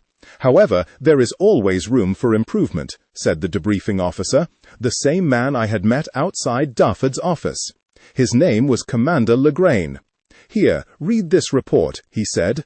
Then go to the simulators where you can try these new strategies. He handed me a holo, which I placed in my reader. Transcript of interview with Captain Nogdra of the Imperial corvette Bixby, interrogator. So, Captain, why have you decided to come over to us? It's... You don't know what I've seen. I can't condone their actions. Before I became captain of the Bixby, I was stationed on a star destroyer. I watched them destroy entire cities just to make a point. I watched them load intelligent beings into freighters with almost no life support and ship them off to who knows where. I held my tongue, but I'm not like that. Like what? Nogdara. I grew up on a hub planet. I grew up with all kinds of beings. I can't accept the policies of hate and repression I've been ordered to uphold. I'm here to help you, if you'll have me. I'm a good captain, and I have some information. Not much, I'm afraid, but a little. Tell me what you can. Well, we were recently near Delot. The Imperials are using it as a staging point for supplies and equipment. I'd expect them to start operations in that sector. I'll give you the coordinates of the staging point. Farlander! It was Commander Smarn himself. Yes, sir, I answered. I had been walking down the hallway toward Ops when he caught up with me. Come with me, he said, walking alongside me. Where are we going? I ventured. It was like talking to a giant. Your neck bent at a strange angle when you tried to look him in the eye. It made me feel small. I've got an assignment for you, he said. OP-2, Reconnaissance Mission. Based on information gained from a defector, you will scout an area near Delot for Imperial ships. Identify all ships encountered, but leave at the first sign of a star destroyer. A few days after I got back from my solo mission, I began to suspect that something big was about to happen. We weren't told anything at first, but the senior officers seemed agitated, and I couldn't help but notice that many senior staff meetings were taking place. Nobody was talking about it, but there was a strong feeling of anticipation on board. I asked Harmo whether he knew anything. He had made captain after his last mission, and his irrepressible confidence seemed to have gone up a notch, if that was possible. "I figure we'll find out soon enough," he said. "After they plan what has to be done, you know who'll do it, don't you?" He grinned. "Stop worrying, Farlander. Me, I can't wait to get back into the action." The suspense ended the next day. We were called into Briefing Room 1 with several other squadrons. This time it was General Dodonna himself who led the meeting. He stood at the podium and watched the room as we settled into our seats. His face appeared calm, but I thought that I detected some worry in his expression. When we were all settled, the General began. "Operation Strike Fear," he said quietly. "This is the Imperial response we have been anticipating. Some of you already know that we have planned to evacuate the Bridgia base and move to a new location. However, recent events have forced us to take action sooner than expected. We have learned that the first target of Operation Strike Fear is Bridgia itself." The general paused again, stroking his gray beard, as a murmur went through the crowd of pilots. Finally, he consulted his personal holoplayer, then activated the master holo display. Immediately, a small blue planet appeared in the center of the display, and several ships were launched from its surface. The general motioned to someone behind him, and the entire display was magnified several times until the planet filled about a quarter of the holosphere, and the ships were recognizable as various rebel shuttles and transports.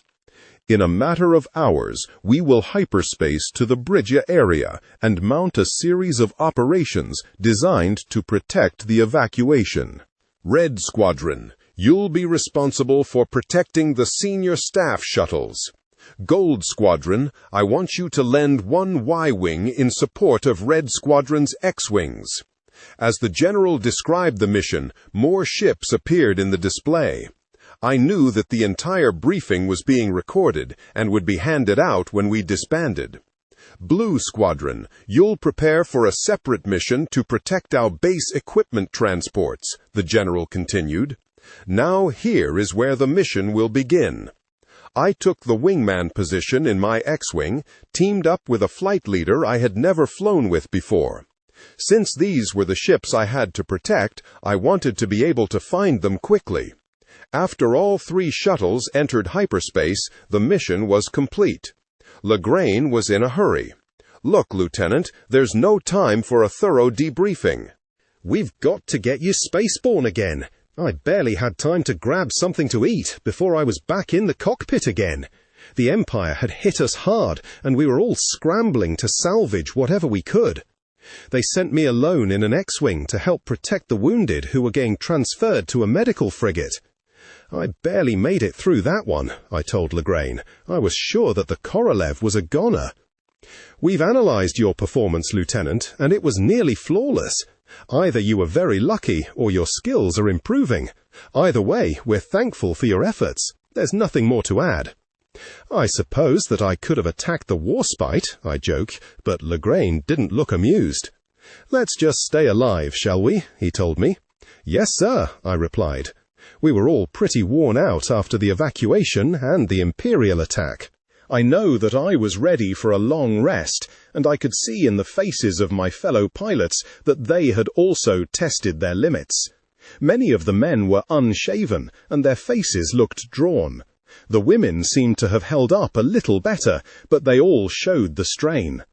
It was harder to tell about the alien races, but it was easy to assume that they too were tired. Then there were the faces that were missing from our circle of comrades. The memory of them seemed to occupy a space that made everyone less comfortable. I still expected to see Karka or Dontal whenever I saw Mission, but I knew I would never see them again. It was the missing people that got to me, and it was as though a cold wind blew through the ship when I thought of them. There was no rest, there was no time for a break. We had been hurt, but the Empire had also suffered losses. There was already talk about mounting another raid on Imperial supply convoys. We were called in to a briefing the day after the Korolev affair, and I was surprised to see Sunna Janlo in attendance. "Hey, Farlander, looks like I'm going out on this mission with you."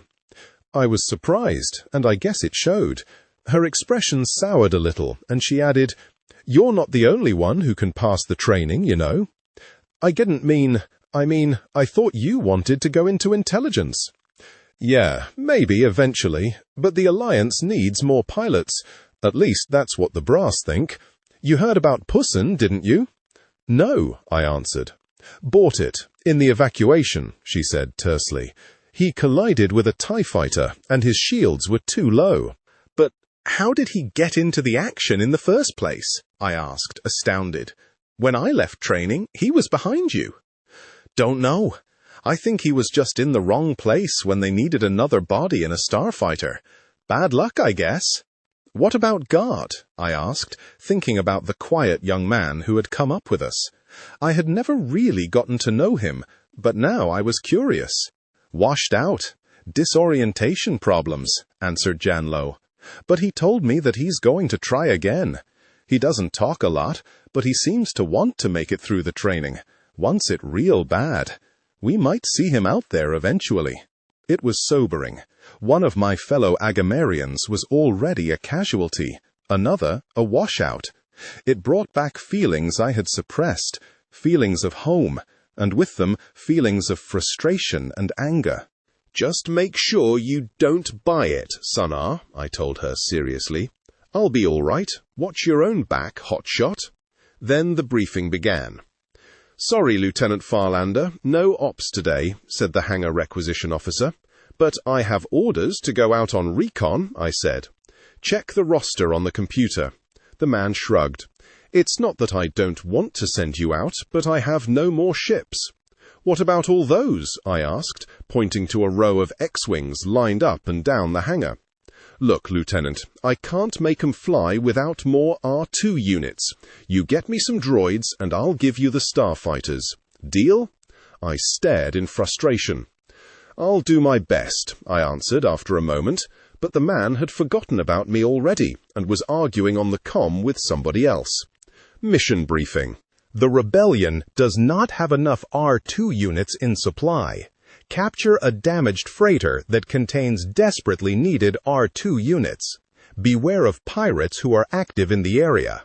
You will come out of hyperspace with the disabled freighter directly in front of you, while the shuttle with the repair crew is almost 3 clicks away." Commander Legrain was in one of his better moods. "Not bad, Farlander. Those R2 units are going to be a big help. Keeping the ARS Opus functional was your top priority, and you recognized correctly that the main threat came from the transports. You might have destroyed the Y-Wings and the shuttles as well, but that wasn't necessary to complete the mission objectives. Farlander, Janlo here." The comlink hissed a little, and I could hear many voices in the background. I sat in the darkness of the simulator pod, reviewing some of the most recent missions. "You copy, Keyan?" "I'm here," I answered. "What's up?" "Problems. I'm working in operational section today, and a message just came over that I thought you would want to know about." Not liking the urgency in her voice, I said, "Go on, what's the problem?" "I think that you should get up here. Your friend Captain Blastwell is in some trouble." I was already headed out of the simulator. "I'm on my way," I replied.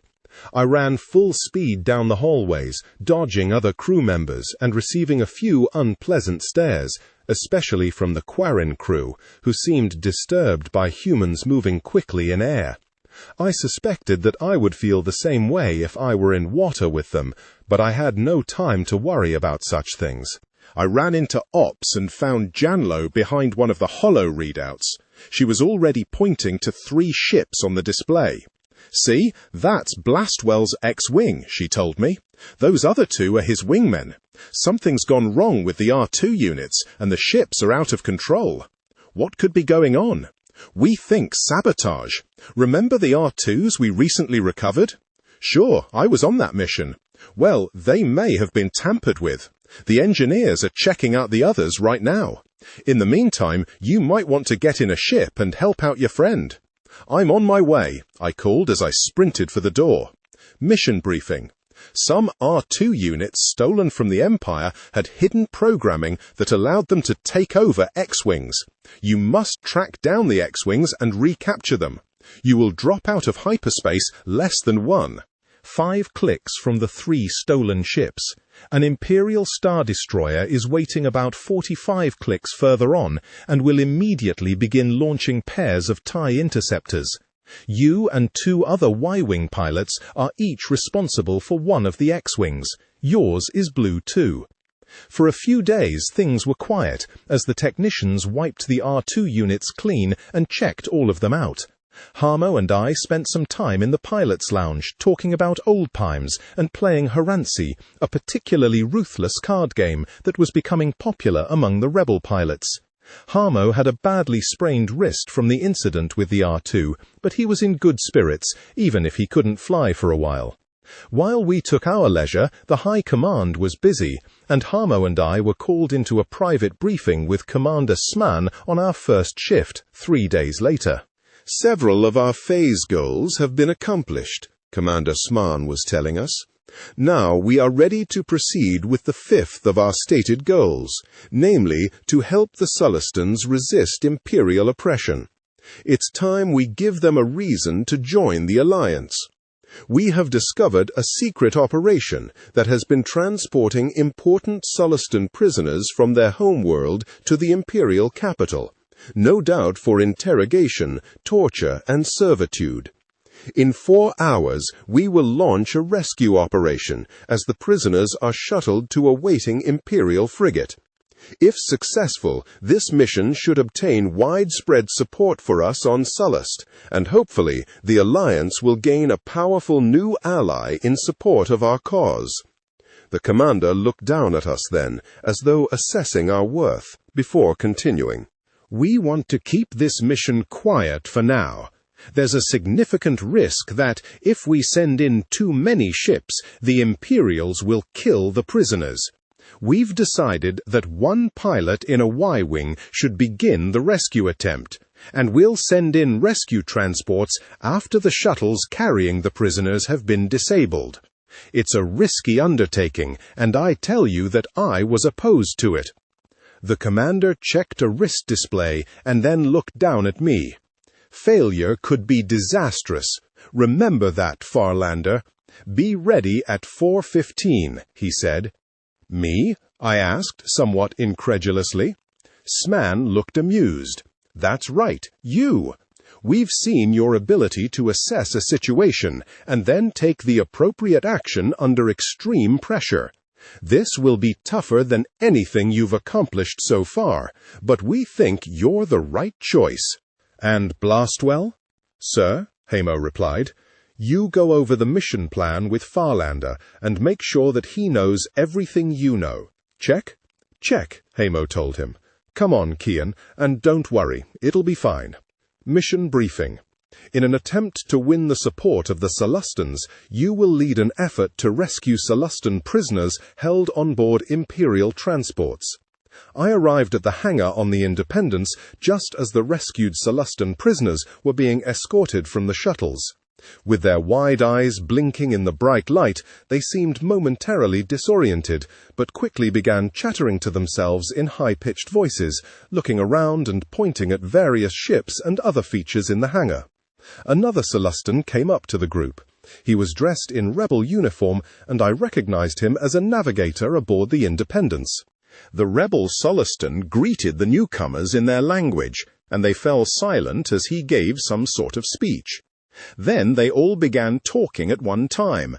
I was turning toward the exit, on my way to report for debriefing, when I heard my name called in a sibilant, high voice.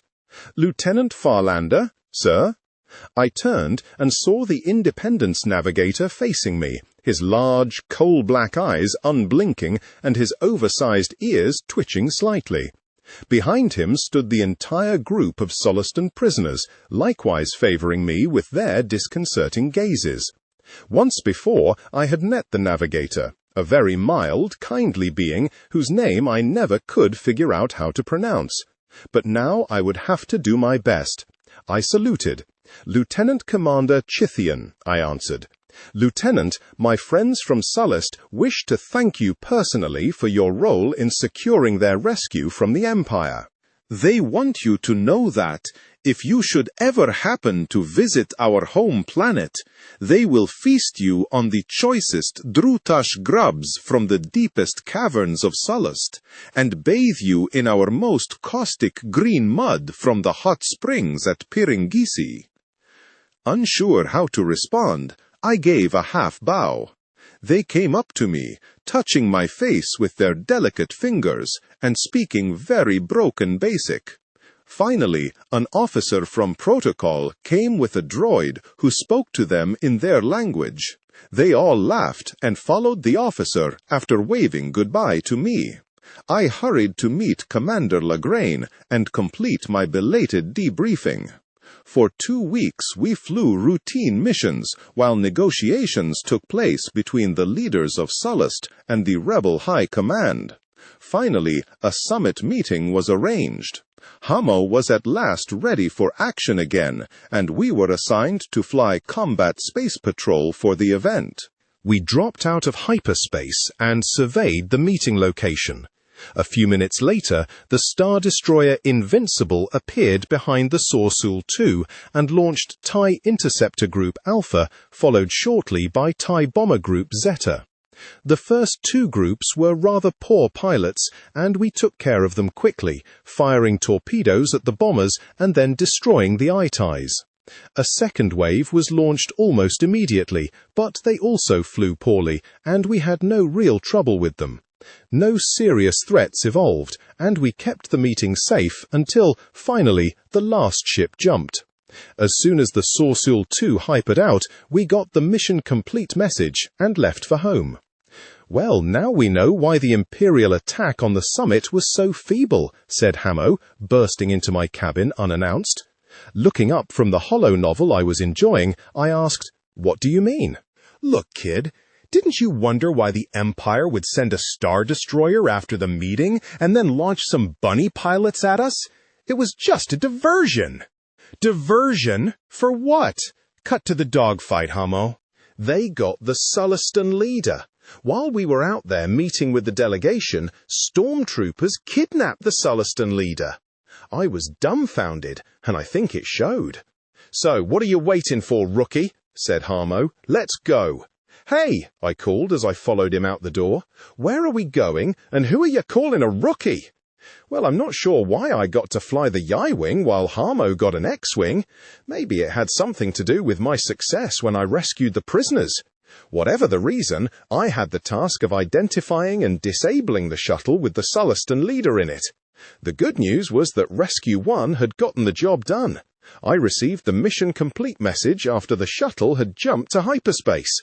Eliminate them without having to dogfight. You will still have a tough time with the TIE Interceptors, of course, but try to stay between the rescue shuttle and the Invincible, and follow the procedure just given for dealing with the second wave of TI Delta. Lagraine was characteristically dour, even following missions that went exceptionally well. Oh, the occasional smirk would force itself onto his lips, like a brief distortion of time and space, but today his expression was especially linear, almost as though he were holding back emotions following some great tragedy. I wondered what could have gone wrong, and 100 catastrophes burst forth, full-blown in my imagination. I sat and did not dare speak. I think that he held the moment as long as he could, and then, finally, he broke into a great smile, a very un-Lagraine sort of thing that frightened me almost more than the tragic look, and said, "Welcome back, Captain Farlander." He held in his hand a set of Captain's epaulets and proffered them to me. I took the patches from his hand and stared at them. "Thanks," I said. I couldn't really think of anything else. I wondered briefly what being a captain would do to me, and whether anything would change. But I was tired after the strain of the past few missions, and, making a few quick excuses, I made my way out of the debriefing room and into the corridor. Of course, my retreat into solitude was not to be. Hamo was there with a few friends, Janlo, Gart, and a surprise. "Hey, kid, not bad," Hamo said, slapping me on the back, and then standing back for a crisp salute, which prompted me to blush and pull his hand down. He pretended to struggle with me, throwing a few shadow punches that I blocked ineptly. I was amused, even touched, but my attention kept returning to the figure standing back just a little from the others. After a few more moments of joking and small talk, I excused myself and walked over to her. "Linnea, Captain." She half smiled, and her eyes twinkled with azure and aquamarine. Like gemstones, her eyes seemed to change color from different angles. I was in danger of becoming lost in them. I mentally shook myself awake. "I thought that I would never see you again. I promised to come visit you, didn't I?" "But I've been gone," she interrupted, "with Mon Mothma. We just got back to the Independence today. But I've been hearing about you. It seems you've achieved your dream." "My dream?" I asked. "To be a starfighter pilot and destroy Imperial ships." To be honest, the Keyan Farlander, who had ridden up on the planetary shuttle from Argamar with this young woman, seemed so long ago and so far away that it took me a moment to realize what she was talking about. I no longer dreamed of doing anything other than what I was doing. When I flew in a starfighter, I was more at home than anywhere else I had ever been. Certainly more at home than I was standing before Linnea and realizing how happy I was to see her again. "I guess you're right. Keyan!" It was Hamo. "Are you coming? We're going to have a party." I'll be right behind you. I'm coming." "Well, come on then," Hamo hollered, "and bring your friend." "Yeah," echoed Janlo. "Come on, Keyan. This is your party." "You go on," said Linnea. "I've got to get back anyway." She must have seen my disappointment, because she smiled and kissed me on the cheek. "I'll be back soon," she said. Then she turned and walked away, and I watched her until she rounded the corner at the end of the hall. I could hold my own against 5-to-1 odds in a starfighter. You would think that I'd have better defenses against one female with heavenly eyes. I saw Linnea on only 2 other occasions before she had to ship out with Mon Mothma again. We were rapidly becoming friends, but there was still a reserve. I knew that she liked me, kept tabs on me, but she would always make our meetings short and wouldn't let things get too personal between us. Not knowing whether I would ever see her again made the frustration even worse. But duty called, and we went out on sorties nearly every day. Some were uneventful scout missions or escort details where no enemies showed up.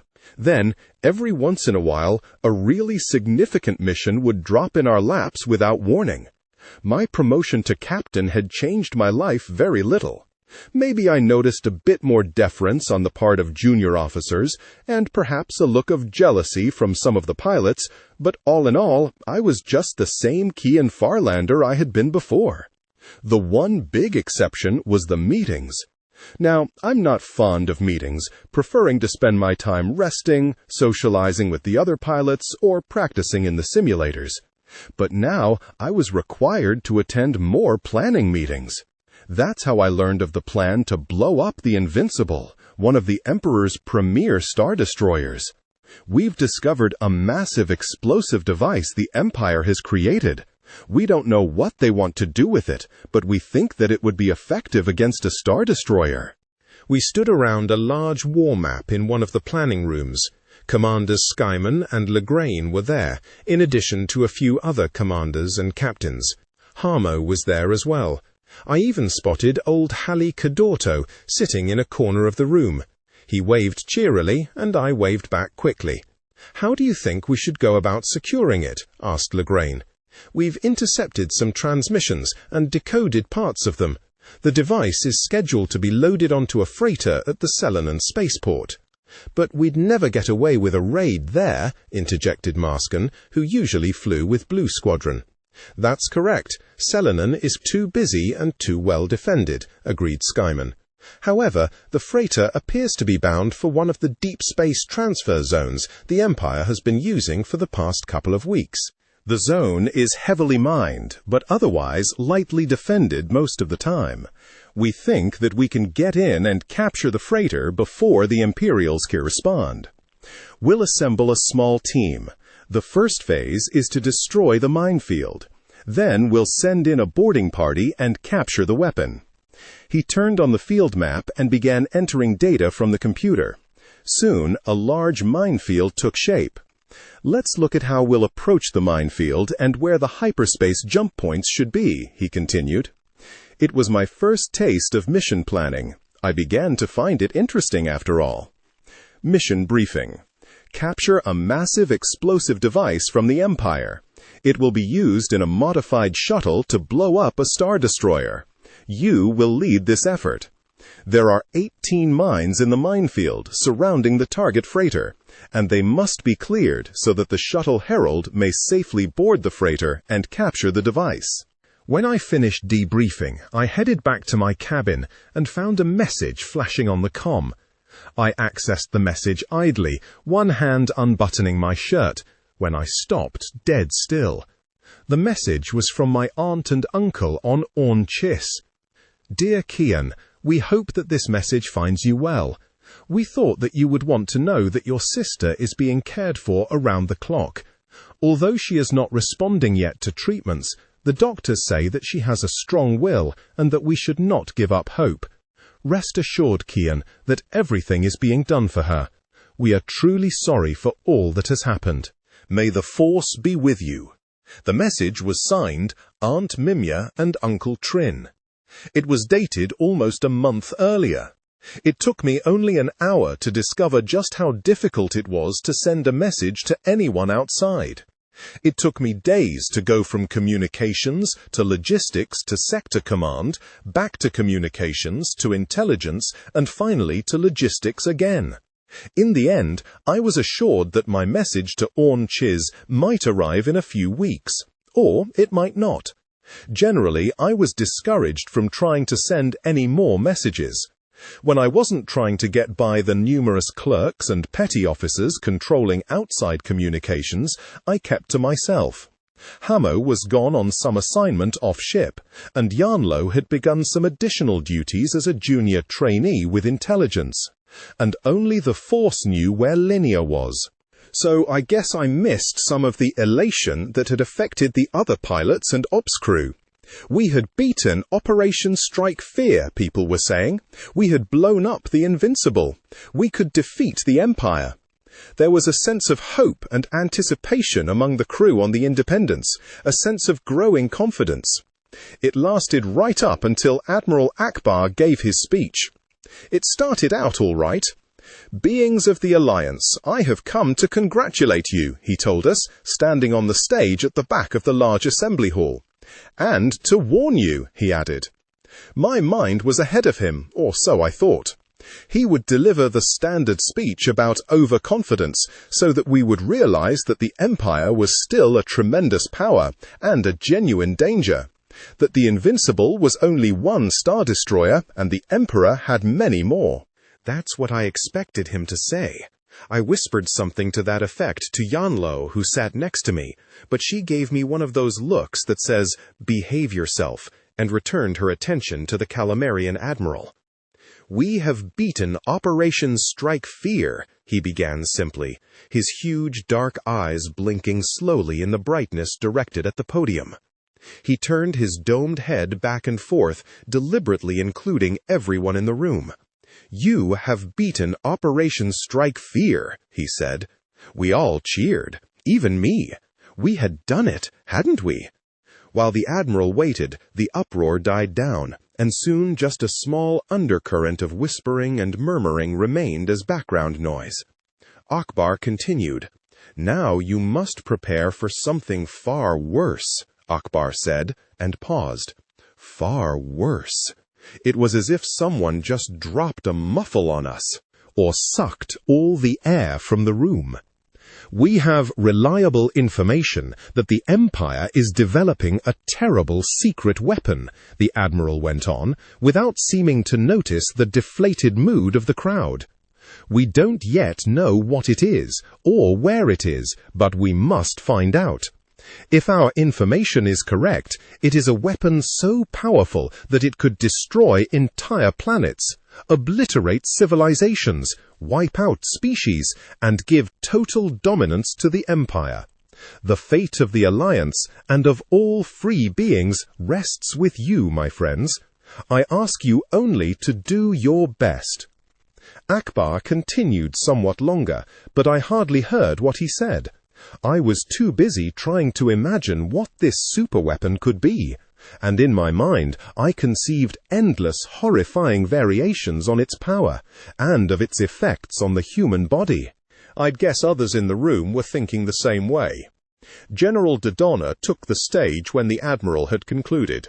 He outlined the objectives worked out by the High Command.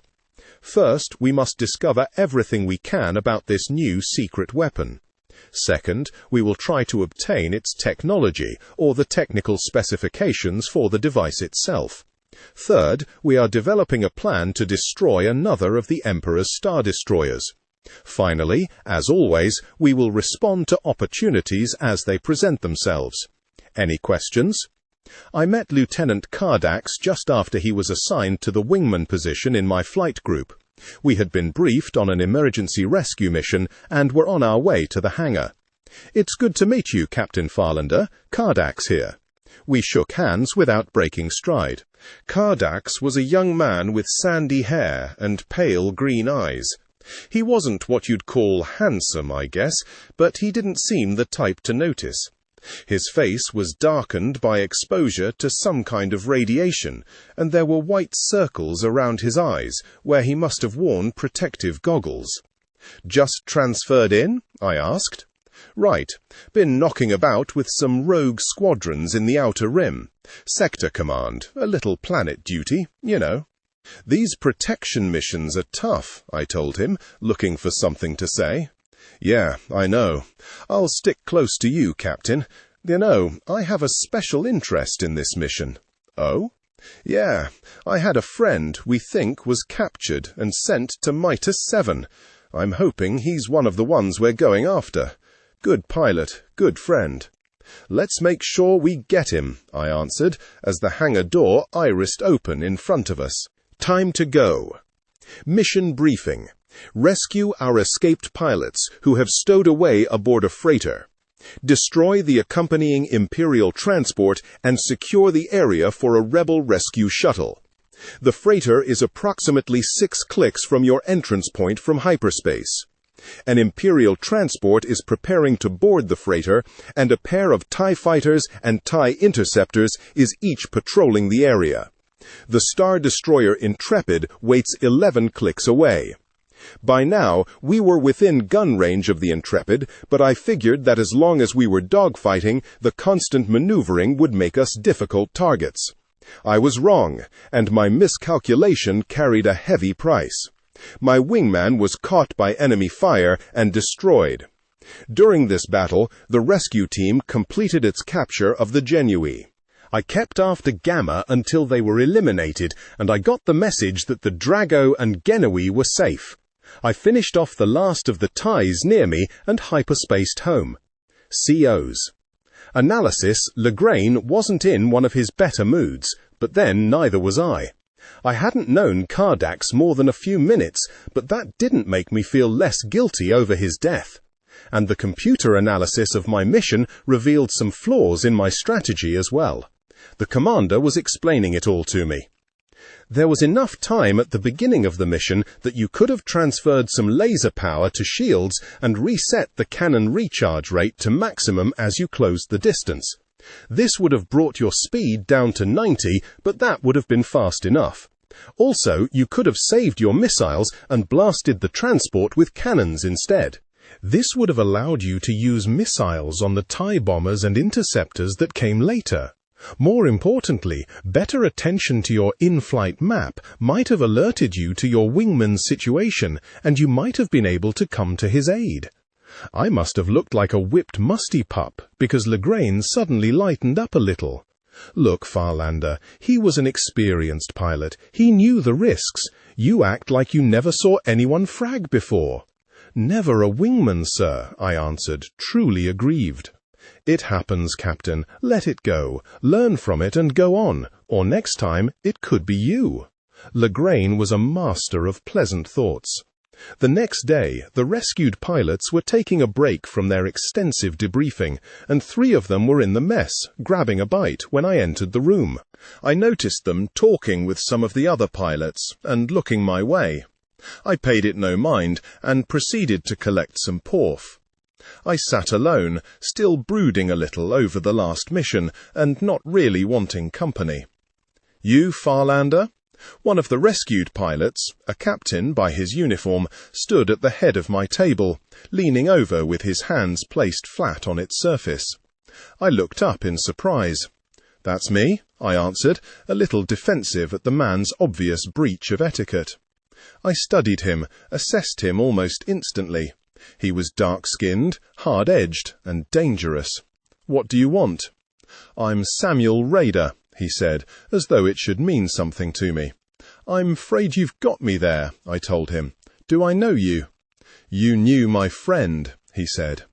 He wasn't going to make this easy on me, whatever his problem, but something in his tone clued me in.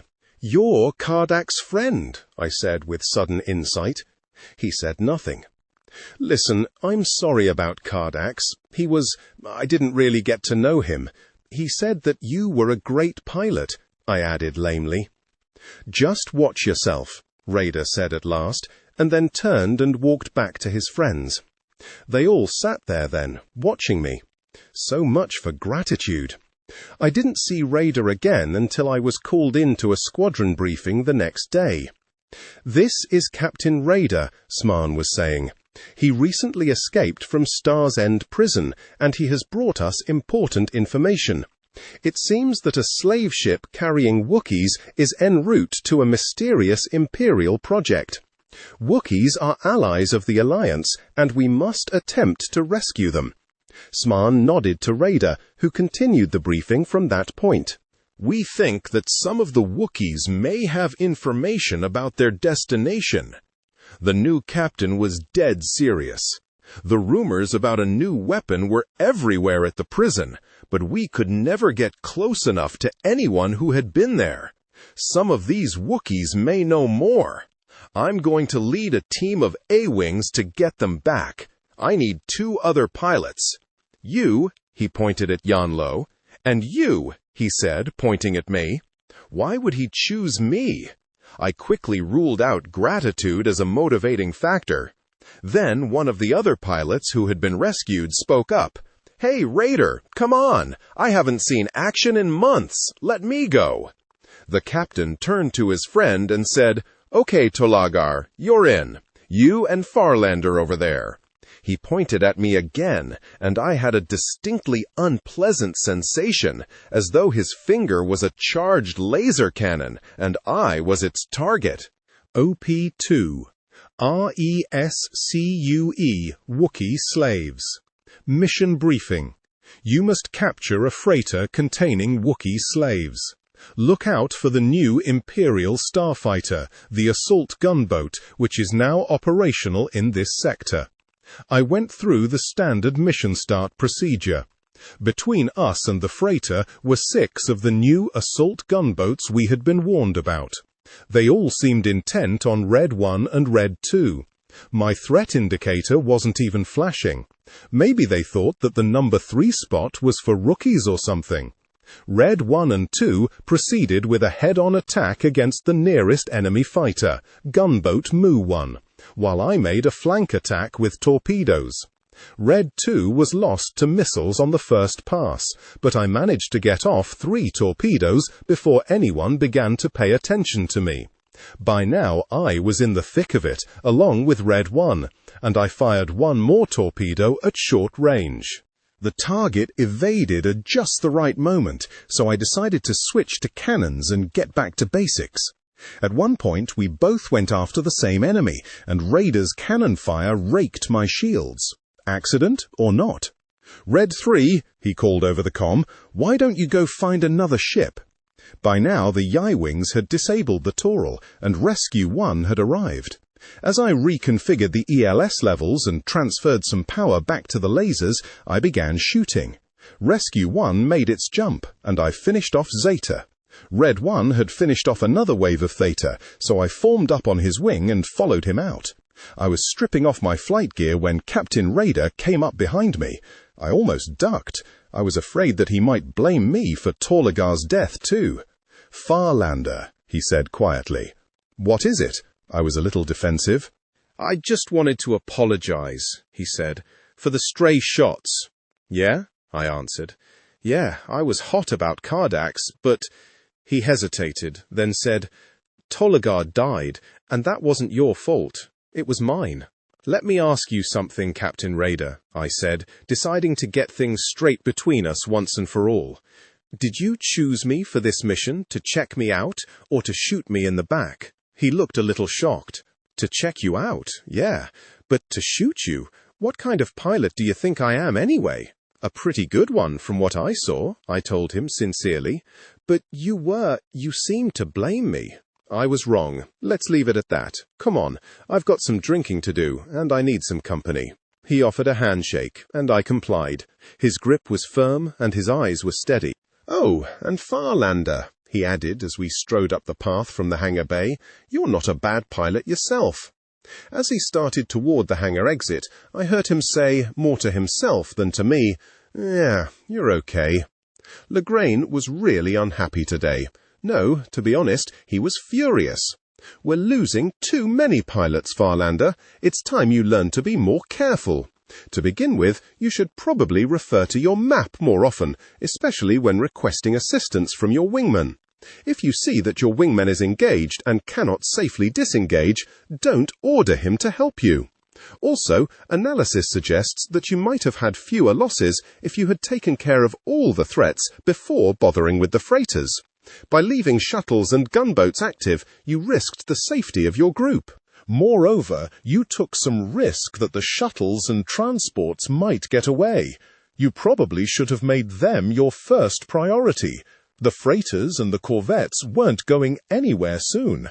Losing 2 wingmen this way is unacceptable. There will have to be an official inquest regarding the incident.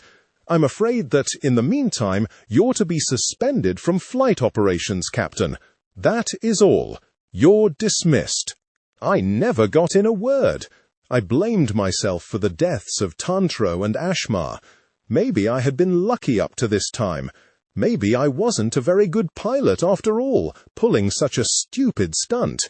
And here I was, grounded. Maybe it was for the best. My cabin door irised open. Only Hamo ever entered like that, without announcing himself first. I looked up slowly. "Hey, tough break," he said. "You heard," I said miserably. "Don't get down on yourself. We all have our moments." "Yeah?" I asked cynically. "Did you—" I stopped short. Hamo was wearing some new additions to his uniform. He had made commander. Somehow it only accentuated my own misery. "You're a commander?" I said after a moment. He looked a little embarrassed. "Yeah, well, it's a long story.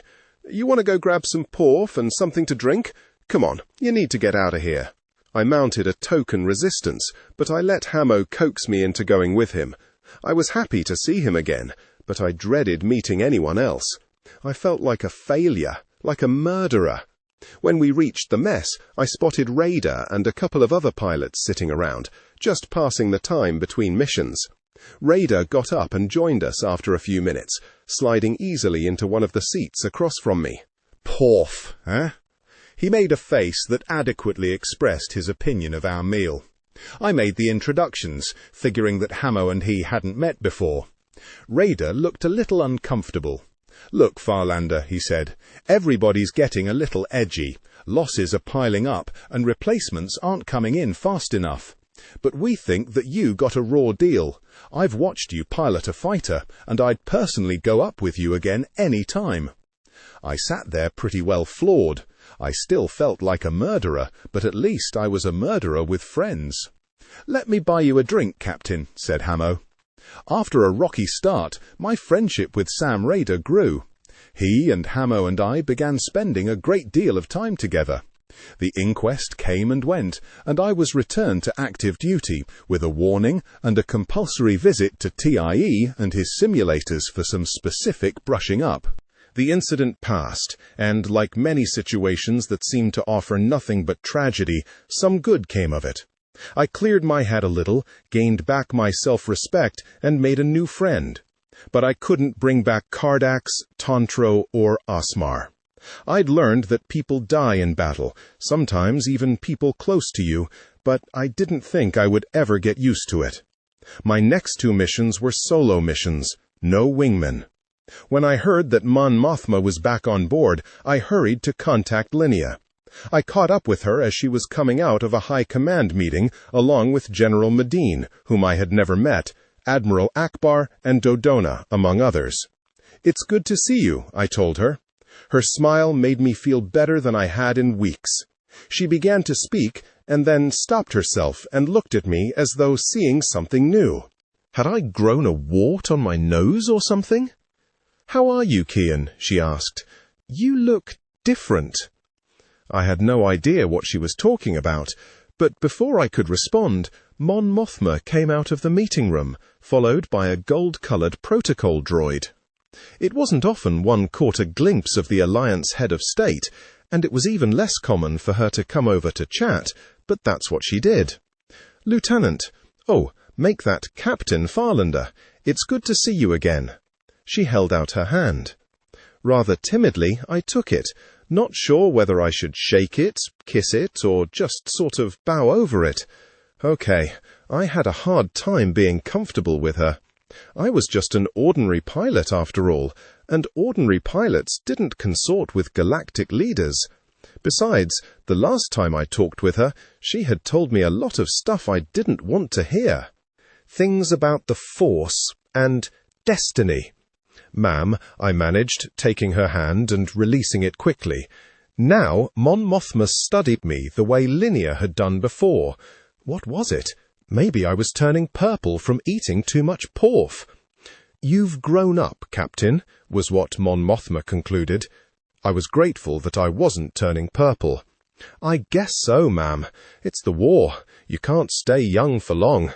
The young die young." I didn't really know what I was saying, but it sounded pretty good. "Have you done as I suggested?" Mon Mothma asked me. "I'm sorry, what was that?" "Have you found someone to instruct you in the Force?" "Ma'am, I've been instructed in all kinds of things, and I'm certainly becoming familiar with some Force or other, but as to the Force—" She smiled, probably seeing right through me. "I guess so, ma'am. It's the war. You can't stay young for long. The young die young." I didn't really know what I was saying, but it sounded pretty good. "Have you done as I suggested?" Mon Mothma asked me. "I'm sorry, what was that?" "Have you found someone to instruct you in the Force?" "Ma'am, I've been instructed in all kinds of things, and I'm certainly becoming familiar with some Force or other, but as to the Force—" She smiled, probably seeing right through me. "I guess so, ma'am." "Keep your eyes open and your mind clear, Captain. One day you'll meet someone strong in the Force, and you'll know it. Take it in. Absorb it as much as you can. Never waste your gifts. Take care, Captain, and be good to Linnea. She's very special, too, and she likes you, you know." With that, Mon Mothma winked at me and walked away. I think I was so shocked to see the head of the entire Rebel Alliance, one of the most powerful beings in the galaxy, wink at me, that I was a little slow to notice that Linnea was standing there, turning a rather hot shade of crimson. So she wasn't unflappable after all, I thought. But then, look at me. Linnea and I managed to have some time together that night. We ate dinner in the executive dining room. They didn't call it a mess like the pilots did, and I could see why. The whole thing looked like something surface-side, not what we were used to on a starship. The tables were covered with fabric of some kind, soft yet apparently resistant to staining, as I found out when I spilled some Veronian wine. The plates were bright and clean and felt fragile and precious. Even the food was something that made me instantly forget about poor form Maghroob stew.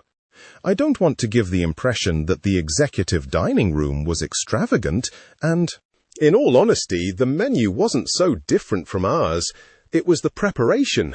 You could tell that the food here was made in individual portions, not in big vats of 40 servings at a time, ladled onto metallic trays in an assembly line. All right, so rank had its privileges. Mon Mothma seems quite interested in you, Keyan, said Linnea, over a delicate bite of angel hair chintassa grass. Don't worry, Linnea, she's not my type. She looked at me strangely at first, and then realized that I was joking and persisted. No, really, Keyan, she's not fanciful. If she sees something, you should pay attention. What exactly did she tell you? Oh, nothing really. Something about the Force. It didn't make much sense to me. Oh, she said, I see. I got the feeling that she was sort of disappointed for some reason. Just to change the subject, I asked, Linnea, just exactly what is it you do? I had been wanting to know this for so long, but for some reason had always been reluctant to bring it up. Oh, I just observe things for Mon Mothma, she said coyly. What does that mean, observe things? I have certain abilities with ideas. It's hard to explain. My ancestors were a little different. Different? I persisted. What do you mean? I waited for her to go on, but she seemed to have said all she was planning to say for the moment. Her one answer had only created 100 new questions, but I found myself suddenly shy about probing further. Perhaps someday she would tell me more, when she was ready. We ate in silence for a moment. Then, to break the tension, I asked, What brings you and Mon Mothma to the Independence, then? She smiled, obviously happier to be on safe, impersonal ground again. We're meeting with the High Command to set up an important operation. It has something to do with Imperial communications. I'm sure you'll learn more about it soon. No doubt I will. As my friend Harmo says, you plan it, we man it. She laughed and asked, How is your friend Harmo? He's very well. He made commander, but he seems kind of uncomfortable with it. He hasn't told me exactly how he got his promotion. I got the distinct impression that she knew more about this than she was letting on. All she said was, I'm sure he'll tell you when he's ready. The rest of the evening passed pleasantly, and the next day Linnea was gone again with Mon Mothma. We sat around the lounge, a bunch of pilots, doing what we love to do, talk about starfighters and flying them. What's your favorite target? Raider asked me. My favorite? That's a hard question to answer. I guess a TIE bomber might qualify. I mean, it's not that I like them at all. In fact, I hate them. But I always have to target them before they get me or the ships I'm protecting. How do you fight the bombers? Asked a new pilot, a Sulistan we called Speedy because we couldn't pronounce his name. He had just earned his wings and gone out on 2 tough missions. The fact that he was still here meant that he showed promise. You try to get them from a distance with torpedoes or missiles. If you have to use cannons, put shields and cannons to max, and then come up from behind and blast away. If you're in a hurry. If you've got shields, interrupted Rada, just ram 'em. The Sulistan's oversized eyes seemed to grow even wider, if that was possible. Me, interjected Hamo. I like to go one-on-one with a TIE interceptor. Rada laughed and said, Really? They're too easy. I mean, they always seem to think they can outrun our lasers. Haven't you noticed how they turn after an attack run and vector directly away from you, as if our X-Wings and A-Wings couldn't keep up? Yeah, conceded Hamo, but they usually have better pilots than the TIE fighters. Those are my favorites, said Yanlo, grinning. I just like how easy it is to blast them. My last mission, I caught a TIE with a fantastic shot, said Nako, one of the new veteran transfers. As he spoke, he used his hands to demonstrate the action he was describing. I'd slowed down to blast a TIE bomber, and this TIE fighter comes up behind me too fast. I caught him coming on the rear sensor and just pushed my nose down a little. Then, as he came over me, I raised the nose and squirted a laser blast. He went nova on one hit. It was a beautiful deflection. "I hate the gunboats," said Speedy. "One jumped out of hyperspace right behind me on my last mission. Just about scared the scarns out of me." "Scarns?" both Hamo and I asked at once. "Yeah," Speedy answered. "Scarns, you know." I didn't know, but I decided not to press the issue. Hamo just nodded as though he had just remembered what scarns were, but I was sure that he was bluffing. "Gunboats are tough, but they're slow," said Raider, smiling inscrutably. Did he know what scarns were? "They're a nuisance, but you've got the advantage of speed and maneuverability. Me, I like to shoot a container. Just sits there, doesn't shoot back." We laughed. Every one of us could agree with that. "Oh, come on, Samuel," said Hamo. "You're kidding, right?" "Yeah, well, those chemical containers sometimes blow up nicely. Pretty colors, eh, Speedy?" "Actually, we see in a different range from you humans. I guess we probably have different aesthetics." "Different aesthetics, is it? Hey, to me an explosion is an explosion." "Yes," answered Speedy, "but to me a human is a human." None of us knew exactly what that meant, but the Suliston was smiling, so we figured that it was a joke and laughed. "The truth is, I like to shoot up corvettes," said Raider a moment later. "Maybe someday I'd like to tackle a Star Destroyer." "You're crazy," said Nako. "You can't take on a Star Destroyer in a fighter. Stick to something 5 or 10 times your own size."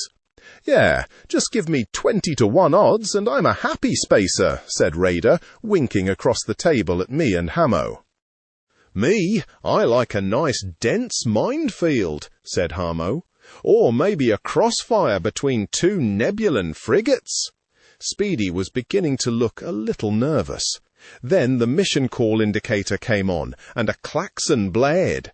We all scrambled for the briefing room. The practical jokes began soon after Nako joined Red Squadron. Little things, like Nako would come talk to you while you ate, and the next day your pee would glow in the dark. Or you would be strapped into the simulators and absorbed in a dogfight exercise, and a feminine voice would begin talking seductively over the comm. Things like that. Nako was an excellent pilot, a little reckless sometimes, but a superb deflection shooter. We all liked him immediately, but after falling victim to his little jokes, a bunch of us decided to get revenge. One day, Janlo struck up a conversation with Nako, sort of showing a little more than ordinary interest.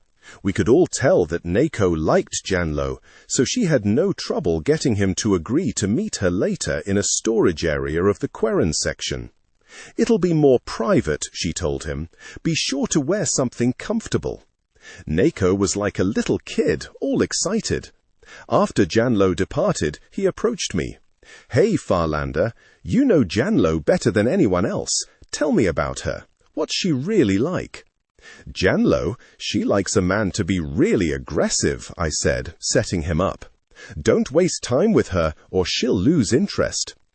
I almost felt bad at that point, seeing him this way, but then I figured that he had it coming. Later, Nako went down into the Queren section, where it's always kind of dark, opened the door to storage room V2117, and walked in. Our little group huddled in a corner observantly. "Janlo, you here?" "Over here," she answered. "Come here and kiss me, Nako." She sounded really seductive. This is a different Janlo, I thought. So the poor guy walked up to what he thought was Janlo. It was really dark, remember, so he couldn't see very well, and planted this big kiss. Only, of course, that it wasn't on her. Just then, Raider turned on the lights, and we saw Nako, lips puckered in the direction of a Quarren who works in the kitchen. Good sport, the Quarren, to go along with our twisted little revenge plot. So there's Nako, wiping his mouth and looking around, blinking in the sudden light. He saw us all, and, joker that he is, realized immediately that he had gotten what he deserved. Laughing and being a remarkably good sport about the whole thing, Nako went so far as to grab the quarren again and plant another kiss, saying, "Sorry, Janlo, I guess I've been taken." We all ended up laughing, even the quarren, although its laughter sounded like plumbing backing up. After that, the practical jokes eased up a bit, though I think we all kept one eye out for Nako. You never knew. Mission briefing. An X-Wing carrying vital intelligence data has broken down near the Kron Drift. Assist in the rescue operation by flying cover.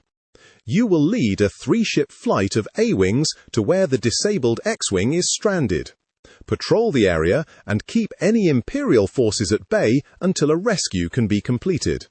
The X-Wing is directly in front of you as you drop out of hyperspace. It was an adequate mission, but you didn't take advantage of the safety area near the corvettes, Legrain was saying. Their extra cannons would have made an excellent killing zone to draw the Imperial fighters into. It would also have made you a much more difficult target to get a missile lock on. "I lost another wingman, too," I offered, still a little baffled at how that happened. "Yes, you did. Mission analysis suggests that Red 3 failed to rebalance shields after that first missile hit him. It wasn't your fault, Captain. However, destroying the shuttles quickly is important to your success. You might also have tried killing the shuttles more quickly by hitting them with 2 salvos of dual-fire missiles. That would leave them weak, and you could finish them off quickly with cannons." "Sir? What is it, Captain? Something bothering you?" "Well," I began, "losing another wingman was bothering me, but what more could I say?" "I guess not, sir," I said at last. "Is that all?" Legrain studied me a moment, seemed about to say something, and then just told me, "Nothing more, Farlander. You're dismissed." The pilot we had rescued in X-Wing Blue turned out to be Biggs Darklighter, a veteran of many Alliance battles, and he joined us in the lounge after finishing his debriefing. It was quiet. Most of the other pilots were on scout or escort missions. Just me and Raider and Darklighter, who was doing most of the talking. "So, when I left Tatooine," he was saying, "I joined the Imperial Academy. I used to dream about flying a starfighter. My friend Luke and I were going to leave together, seek our fortunes in the Imperial Academy, but he had to stay behind and help his uncle on their moisture farm. He'd make a great pilot, Luke would, if he could just get off that dirty little planet." Darklighter was a medium-built man, with dark, straight hair that fell like a round bowl over his head. He had happy eyes, the kind that laughed a lot, and he sported a moustache. I couldn't wait for Luke. I went off alone and began my training. But I could see almost immediately that the Empire and I weren't going to get along. So, with a couple of friends, I hijacked an Imperial starship and brought it over to the Alliance. He smiled and spread his hands. It was touch and go. They almost blasted us away before we could convince them that we were just 3 rebel sympathizers flying this whole ship by ourselves. Since then, I've been flying X-Wings for the Alliance. Darklighter paused to take a drink, leaning back in his chair and stretching his legs. "So, what's it like to fly a TIE fighter?" I asked.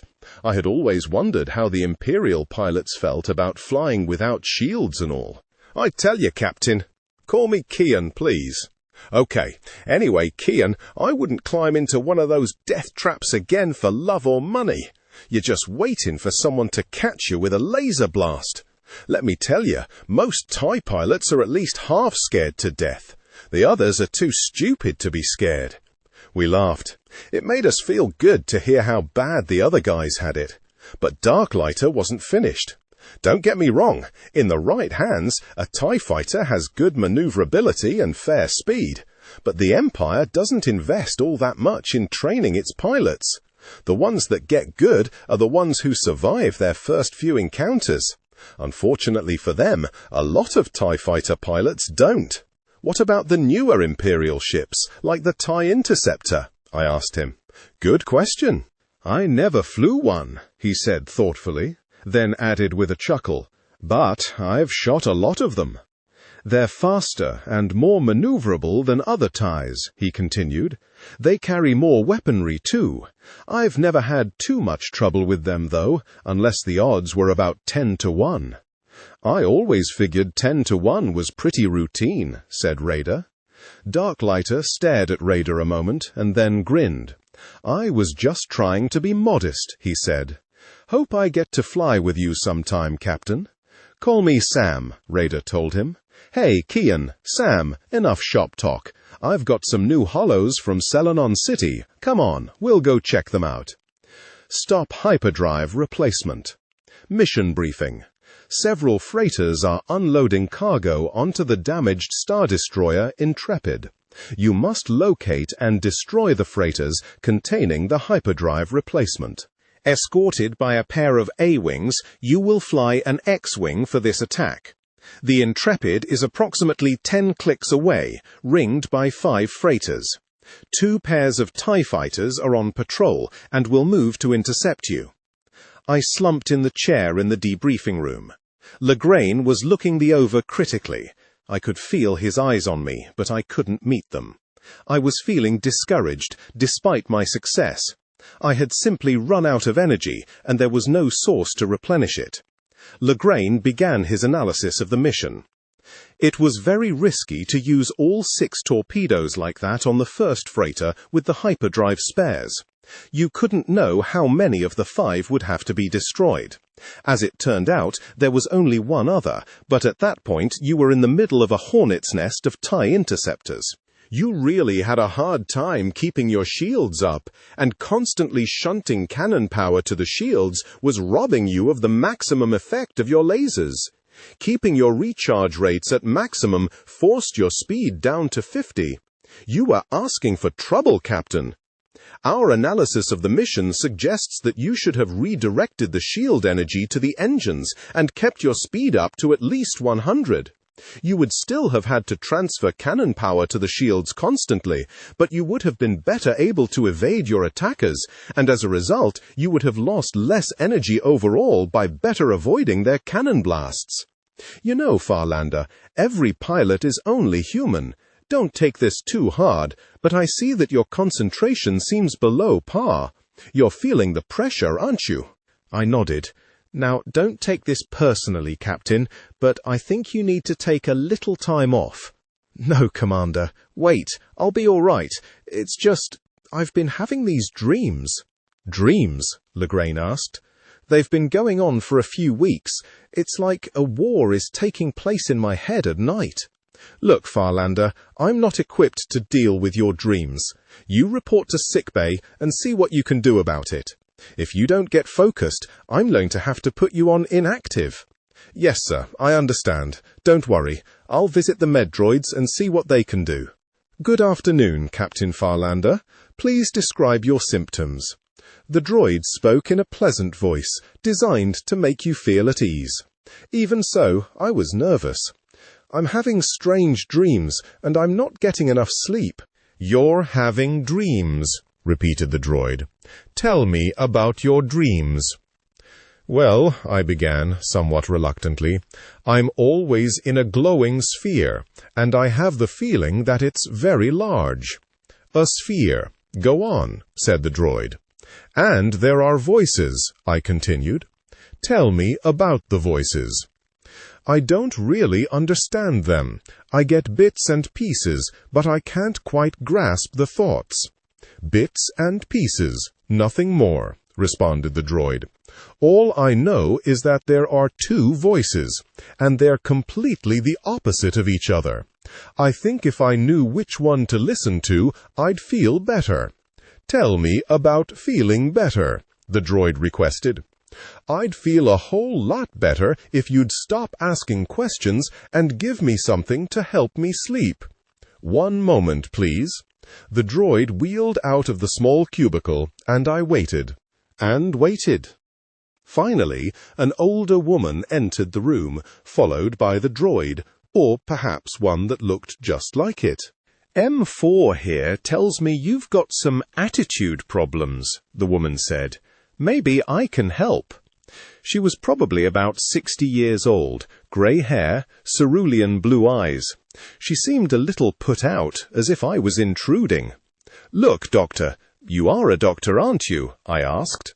The woman nodded and offered a concerned smile, saying, "We're here to help you, Captain." She was treating me like some kind of a mental case, and my danger signals began flashing accordingly. I didn't want to end up on the inactive list. I took a deep breath and said, "Doctor, I've just had some bad dreams. The war, you know. But I'm fine. I just wanted to get something to help me get a few good sleeps. I think M4 there misinterpreted what I said." The doctor looked dubious, so I repeated myself, adding a good-natured chuckle for emphasis. "I'm fine, Doctor. Everything is fine. I can admit this now, but I never would have mentioned it to anyone back then. I felt something connect between me and the doctor. I felt my will reaching out to her, convincing her of what I was saying.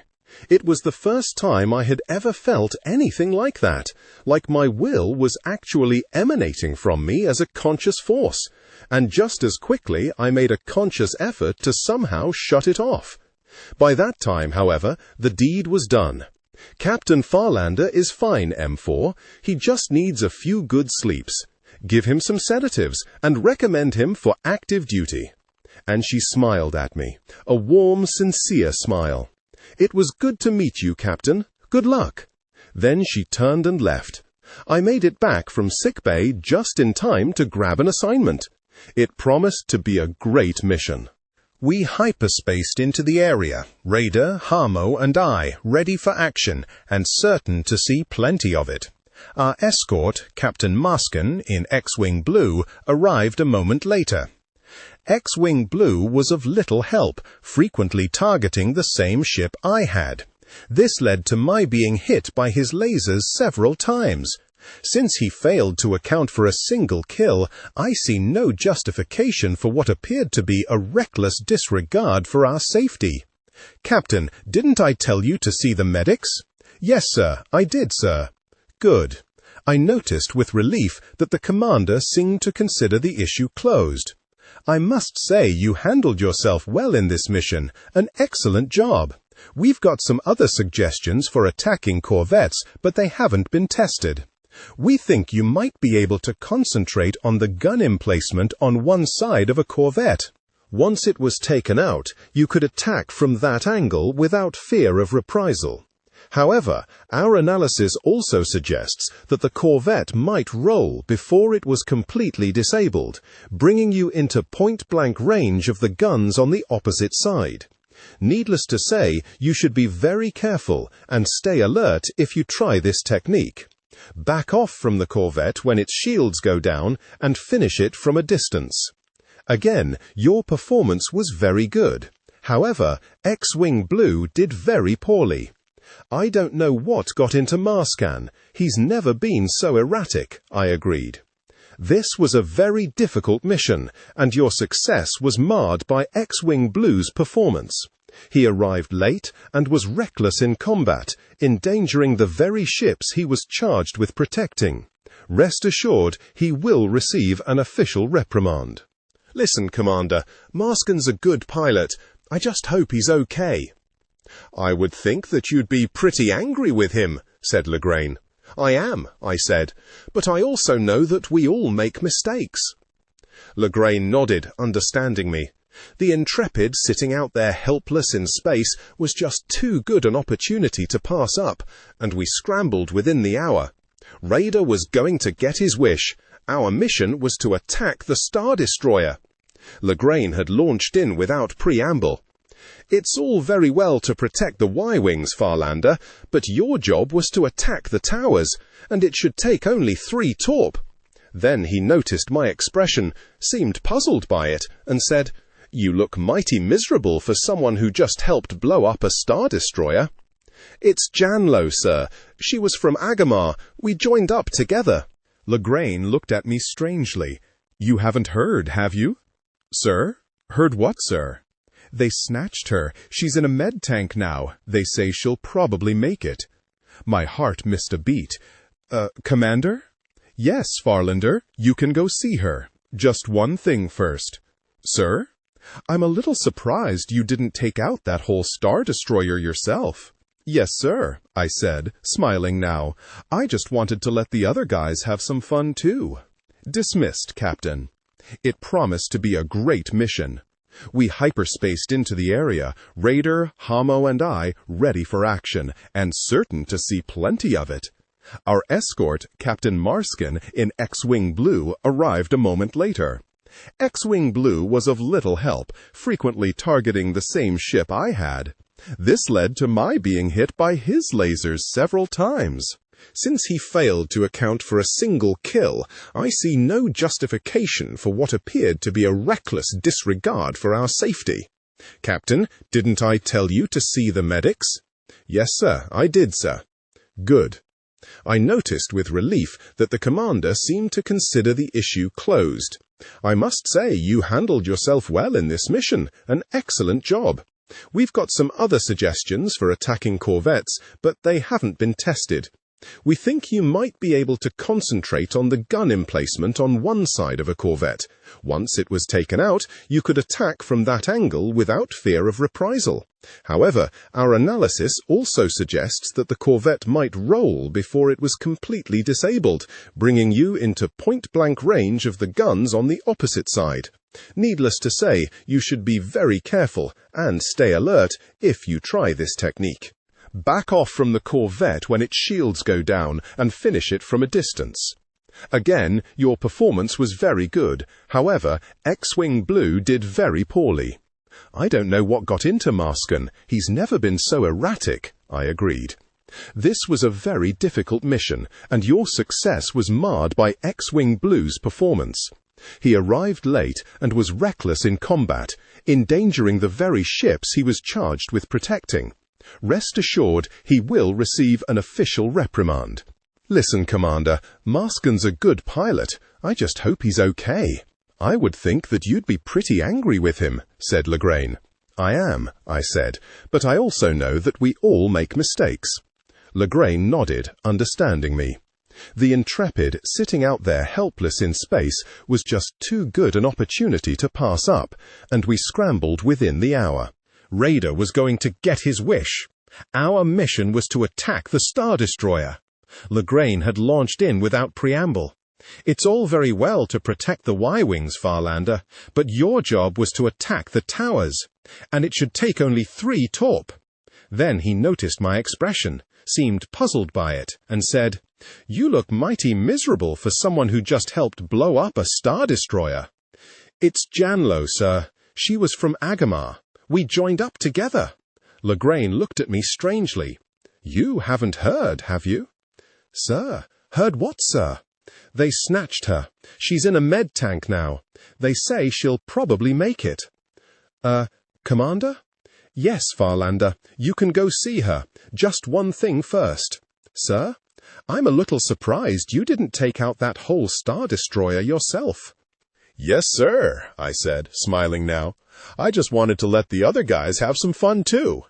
Dismissed, Captain. Janlo floated in a vat of bubbling blue slime. I coaxed and argued my way in to see her. Part of her face was burned, and I could see other seared patches and deep gouges in her arms and legs. Her body was mostly wrapped in some sort of bandage, but what I saw made my heart sink again. I found the nearest droid. Is she going to be all right? Her prognosis is favorable, sir. Our med baths are remarkable at repairing burn damage. How long? I asked. How long is what? The droid replied. Damn literal creatures. I mean, how long will she need to be in that stuff? 2 or 3 days is the usual prescription. So if I come back in a couple of days, I can talk to her? I can make no guarantees about that, sir. Take good care of her, I said at last, realizing that there was nothing else I could do. She's my friend. Yes, sir. Don't worry. We always take good care of our patients. Princess? What princess? I asked. Princess Leia, Hamo told me. She's one of the senators from the Old Republic, originally from Alderaan. We're supposed to escort her while they hand-deliver something important to her. I get the impression our covert listening operation was a success. It had been a few days since the Intrepid missions, and most of us had been off duty to rest up. Nako and I had looked in on Janlo, and she was beginning to seem like her old self remarkably fast. Even after nearly buying it at the wrong end of a missile, she wanted only to get back in the cockpit. I had a feeling she might be grounded, though. It was tough taking all the damage she had suffered. Maybe she could enter intelligence training now, the way we had always figured she would. Later, as Hamo and I walked down one of the endless corridors inside the Calamarian cruiser, he was filling me in on the scuttlebutt about the upcoming mission. We often knew a great deal about what was going on before we were briefed. The veteran pilots had a good network of information, particularly Hamo, now that he was a commander and all. "I guess I've never met a princess before," I said, kind of intrigued by the idea. Hamo just shrugged and grinned. "Who has?" "Think we'll get to see her?" I asked, feeling a little starstruck, a little stupid. "Nah, we'll just pull escort duty and then hyper back here. She's not going to waste any time." Something made me ask, "Hey, Hamo, you know her or something?" Hamo blushed. Yes, he actually blushed. "I met her," he admitted. "So what's she like?" I asked, giving him a good-natured prod in the ribs.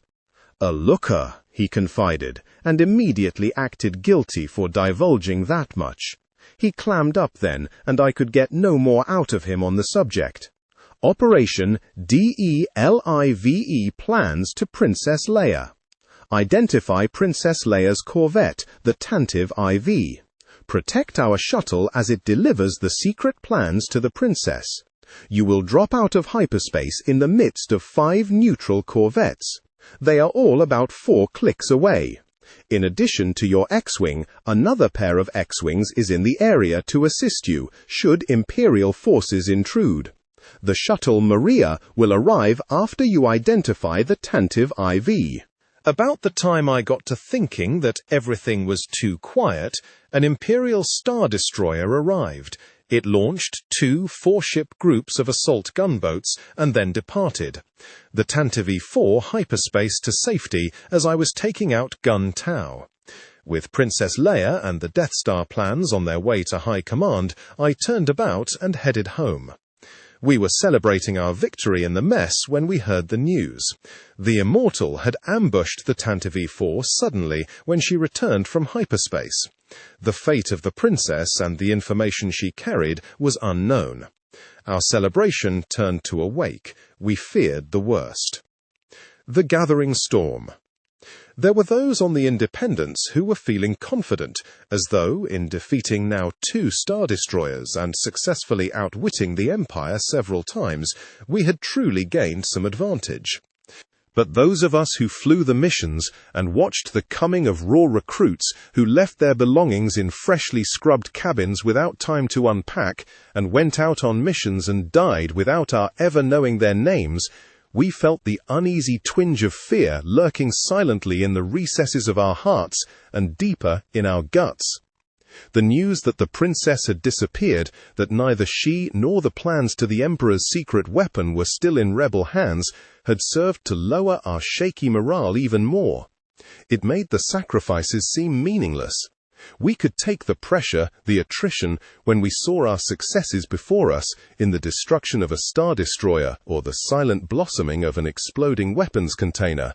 But this, many of us began to doubt.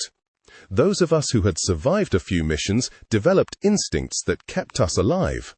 I could sense the direction my enemy would turn, anticipate his twists and loops, and stay on his tail until I had blasted him into space particles.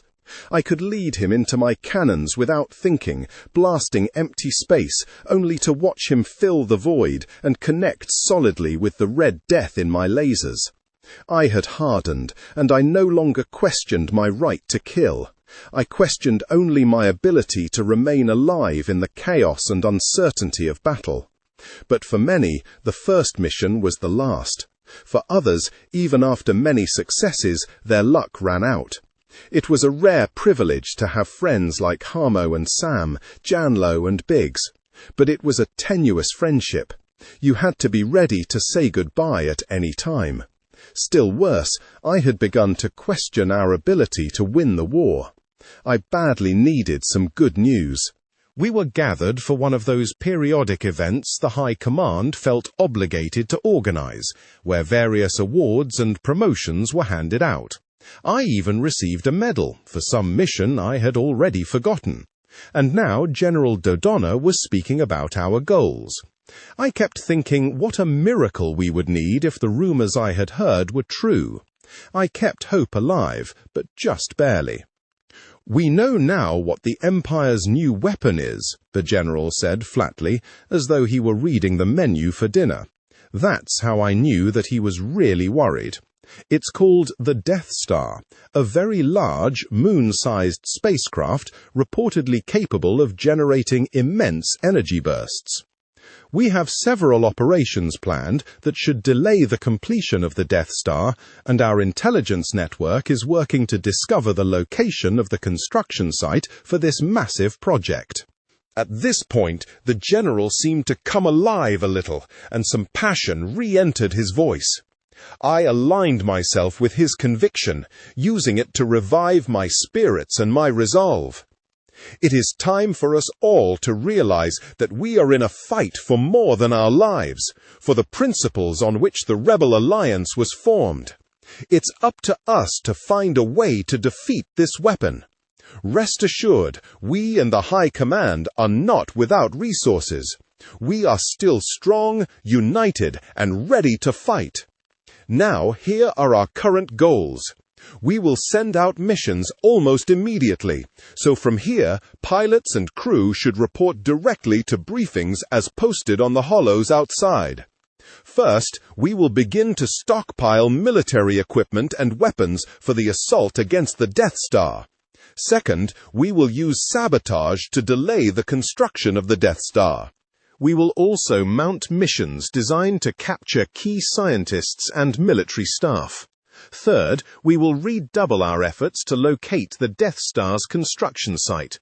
Fourth, we will plan a massive assault on the Death Star to destroy it before it is completed. As always, we will respond to opportunities as they present themselves. Please report to your duty officers now, and thank you for coming. Dismissed. I was on my way to the hangar when Jenlo caught up with me. "I wanted to see you before you went out," she said. "What is it, Sana?" I asked. "I'm being transferred. I'm going on a long assignment for intelligence. I wanted to say goodbye, and to wish you luck." "You're leaving?" "Yes, I can't talk about it, but I'll most likely be gone a long time." Then she came up and hugged me. "Take care of yourself, Keyan. Be careful." "I'll do my best. You too. Stay out of trouble, okay?" She laughed. "I'll do my best," she answered, parodying me. Then she turned and walked quickly away, and I continued to the hangar, where I climbed into an A-wing and prepared for another mission. "Who let them on this ship?" asked Raider. "Who knows?" Nako answered. "Come on, let's go see what they want." The leader was a tall, obese Calamarian whose tunic was military issue, covered with ornate commendations and battle patches, and whose face was scarred in 3 places. He wore a long cape and an iridescent headband that covered his bald head. Surrounding the Calamarian were 2 Gamorreans who looked nervous and kept fingering the empty holsters where their blasters should have been. One Quarren stood silently by the leader's side, and also nearby was a human who was dressed in the style of a Corellian and started forward as we approached, seeming about to say something to us. The portly Calamarian reached out a huge hand and grabbed the shoulder of the Corellian, who spun around angrily and then visibly calmed himself before retaking his place again. "I am Tuz, the great trader," the Calamarian announced in a booming voice. "No doubt you have heard of me."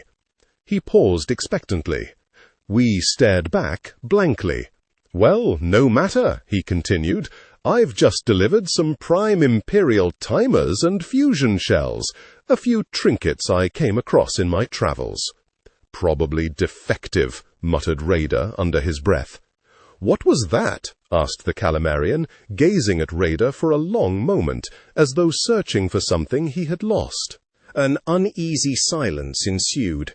Finally, the Calamarian smiled and said, "Stealing from the Imperials is thirsty work." And Nako responded, somewhat hesitantly, "Oh, great Tuz, we would be honored if you and your friends would join us in the pilot's lounge." Raider shot him a look, but Nako just shrugged and whispered, "What's the harm? It might prove interesting." After introducing ourselves, we led the Calamarian and his entourage to our familiar lounge, where we sat at one of the large tables in the back. The pilot's lounge was really our ready room, but we spent so much time there that we had renamed it. It was a large area of the Calamarian ship, fitted with holodecks, tables, and some food dispensers that provided us with various snacks. We had made deals with the kitchen crew and could get a wider variety of food sent over to us from time to time. Some of the pilots had fashioned a makeshift bar in one corner, which was tolerated, though not condoned, by the high brass. Tuz sat at one end of the table, with the Quarren to his right and the Corellian to his left. The two Gamorreans stood behind the pirate, still looking uncomfortable. Nako brought drinks for Tuz and his two lieutenants, and I figured that they would be excreting fluorescence by tomorrow. Nobody offered anything to the Gamorreans, whose eyes darted rapidly from one of us to the other. "You're probably wondering why I donated all that nice Imperial technology to your alliance," Tuz announced, after tasting his drink and nodding to indicate his approval. "Because you made a tidy profit," suggested Nako. The Calamarian cocked his head to one side, staring at Nako with one huge, unblinking eye, his left. I learned later that staring with the left eye was a way of showing surprise. On the other hand, if a Calamarian stared at you with his right eye, it was either a challenge to fight or an expression of love, depending on the circumstances. "Actually, Captain, we made nothing on the deal at all." "I find that hard to believe," stated Radar flatly. "The great Tuz giving away cargo? Not likely." Tuz cocked his head 3/4 to the right, a defensive posture, but not an outright challenge. "It seems that you have heard something of me, after all, Captain Radar. Let's just say that we've met, and I found out you're a swindler and a cheat." A Gamorrean suddenly lunged at Radar, his two ham-sized hands swinging wildly. As I learned at that moment, Gamorreans would fight at the slightest provocation. Radar ducked under the Gamorrean's attack with practiced ease and answered with a thunderous uppercut to the soft spot just under the creature's jaw.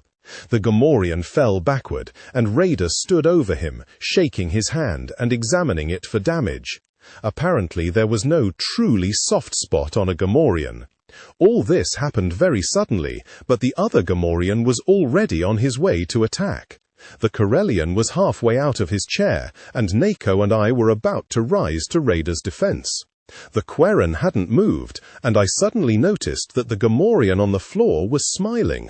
There was nothing a Gamorrean liked more than a good fight. Tuz raised his hand, and everybody stopped. "Friends, there's no need to be at odds. We're here to enjoy a simple drink with our new acquaintances from the Alliance." He turned to the Gamorreans and said, "Behave yourselves, or I'll send you back to the ship." "You handle yourself well, Captain," he said, smiling in Radar's direction. Radar slowly settled back into his seat, but his eyes were like coals, burning with anger. The Gamorreans looked disappointed. Tuz continued, "There was a time, Captain Radar, when I might have taken advantage of a gullible young trader and perhaps profited at his expense. But those times are long past. Now I am in the service of our common cause, although I don't wear the uniform you so admirably represent." Radar was beginning to relax a little as the Calamarian spoke. Finally he grinned. "So it's let bygones be bygones then, is it, Tuz?" The trader grinned back hopefully, his hands spread, palms up. "As I said, we are on the same side." "Are we to believe there's no ulterior motive for this change of heart?" Radar asked them. The Quarren, who had to that moment done nothing to call attention to himself, leaned over and whispered something. Tuz then readjusted his headband and looked toward the Corellian on his left. The Corellian, who was called Fortune, then spoke for the first time. "Captain Tuz has been working for several months with the Alliance, under my supervision, and that of Vice Admiral Wirris, the quiet Quarren to my right. Captain Tuz has certain Imperial contacts that we have found useful." Now Raider looked even more dubious than ever. "You're not telling me that Tuz is doing all this for the sake of ideals?" Fortune laughed and slapped Tuz on the back. The Calamarian winced, but said nothing. "Let's just say that Captain Tuz has a very long and involved history with Admiral Akbar, and that his participation in these undercover operations is not precisely voluntary.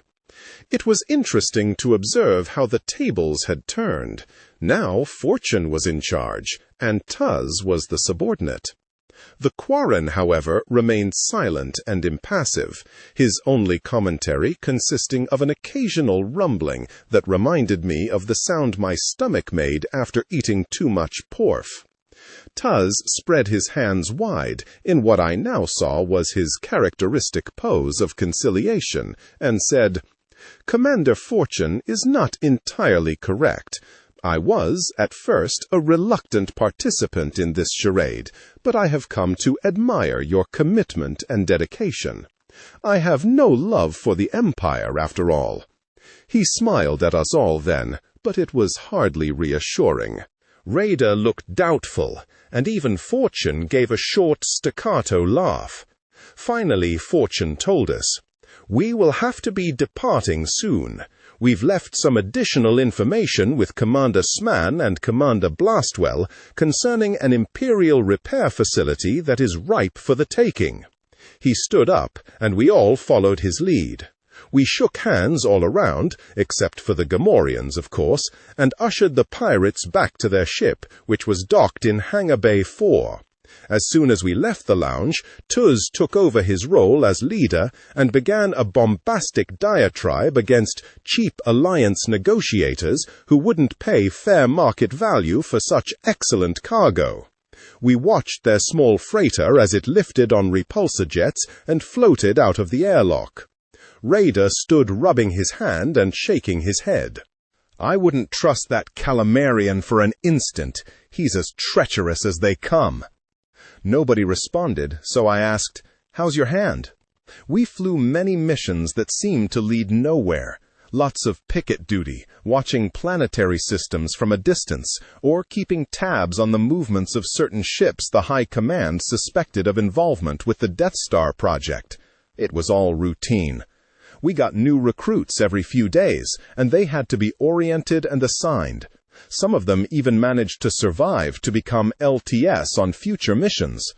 Namre and Omen Ore were two promising LTSs who had made it through a couple of tough dogfights. Namre was a nomad, having come originally from Bestine IV, where the Emperor had set up a high-security base and sent all of the small planet's population packing with promises of a new and exciting home. The promises weren't kept, of course, and most of the people of Bestine IV had scattered to other systems. Omin Or came originally from one of the systems at the bottom tip of the rim. He spoke softly and said little when he did speak. His deflection shooting showed great promise. I chose both Namre and Omin Or for what sounded like a routine escort mission. We launched our Y-wings at 0455 hours. By 0547, Namre was dead, and Omin Or was floating in a tank on meddeck. Gart was a soft-spoken boy with jet-black, rather unruly hair, lazy eyes, a smile that was just a little too wide for his face, and a burning desire to be a starfighter pilot. He had good reflexes and took instructions well, and he loved our ships, which seemed deadly and sophisticated. And he loved the Alliance, which had become his real home. He devoted himself to his training, and I saw him emerge more than once from the darkness of the simulators with a look like he had been on some exotic and beautiful journey. There were at least a dozen other duties to perform aboard the Independence, and opportunities in many departments, but for Gart, the youngest of the trainees, the only people who really existed were the pilots. Gart had tried, twice, to qualify as a starfighter pilot, and though he was only 16 years of age, there was every indication that he would make a good one. Unfortunately, due to circumstances entirely beyond his control, it appeared he would be prevented from attaining his fondest dream. When Gart was very young and still living with his family on Agamar, he had contracted a rare and, for most people, a harmless though incurable illness. The disease attacked the brainstem in a subtle way that left its victims with an outward appearance of perfect health. But the peculiar conditions involved in piloting a starfighter revealed the damage that had been done. In simulators, Gart performed as well as any student, and better than most. In actual flight, however, his damaged brainstem caused him to suffer terrible pain behind the eyes and at the base of the neck, and his sense of direction became affected. The loss of directional sense, called disorientation syndrome, could come from a variety of things, but Gart's disease was one of the more obscure causes. For some time, the medics aboard the Independence couldn't diagnose the problem properly. When an extensive battery of tests finally revealed the illness, the medics told Gart and his commanding officers that under no circumstances would he ever be able to be a pilot. For perhaps anyone else, that would have been that. Except that Gart, whose single interest in life was to be a pilot, would simply not accept it. He dedicated every moment of his life, even, I think, in the subconscious world of his dreams, to proving them wrong. Overcoming his natural shyness, he came to us, asked us questions, begged time from the instructors, and got himself into real space simulators, and finally, somehow, into fighters. I doubt any of us could imagine the pain he endured, as his damaged brainstem retaliated against his efforts along his healthy nerve endings. But, remarkably, with unflinching determination, he gradually accustomed himself to the sensations. Perhaps it was a medical miracle, but I think of it more as a testament to the sheer power of the mind. Gart became a pilot on his third try. Even the most dubious of his instructors had to admit that he handled a starfighter not just well, but with an exceptional grace and certainty and precision no one had seen in a rookie in years. He was, perhaps, the best of us all, anxious to see the enemy, to fire his cannons in battle, and to return to the approbation of his fellow pilots. Everyone respected him for his accomplishments, and Gart found, it seemed to his surprise, that he had friends, and even admirers.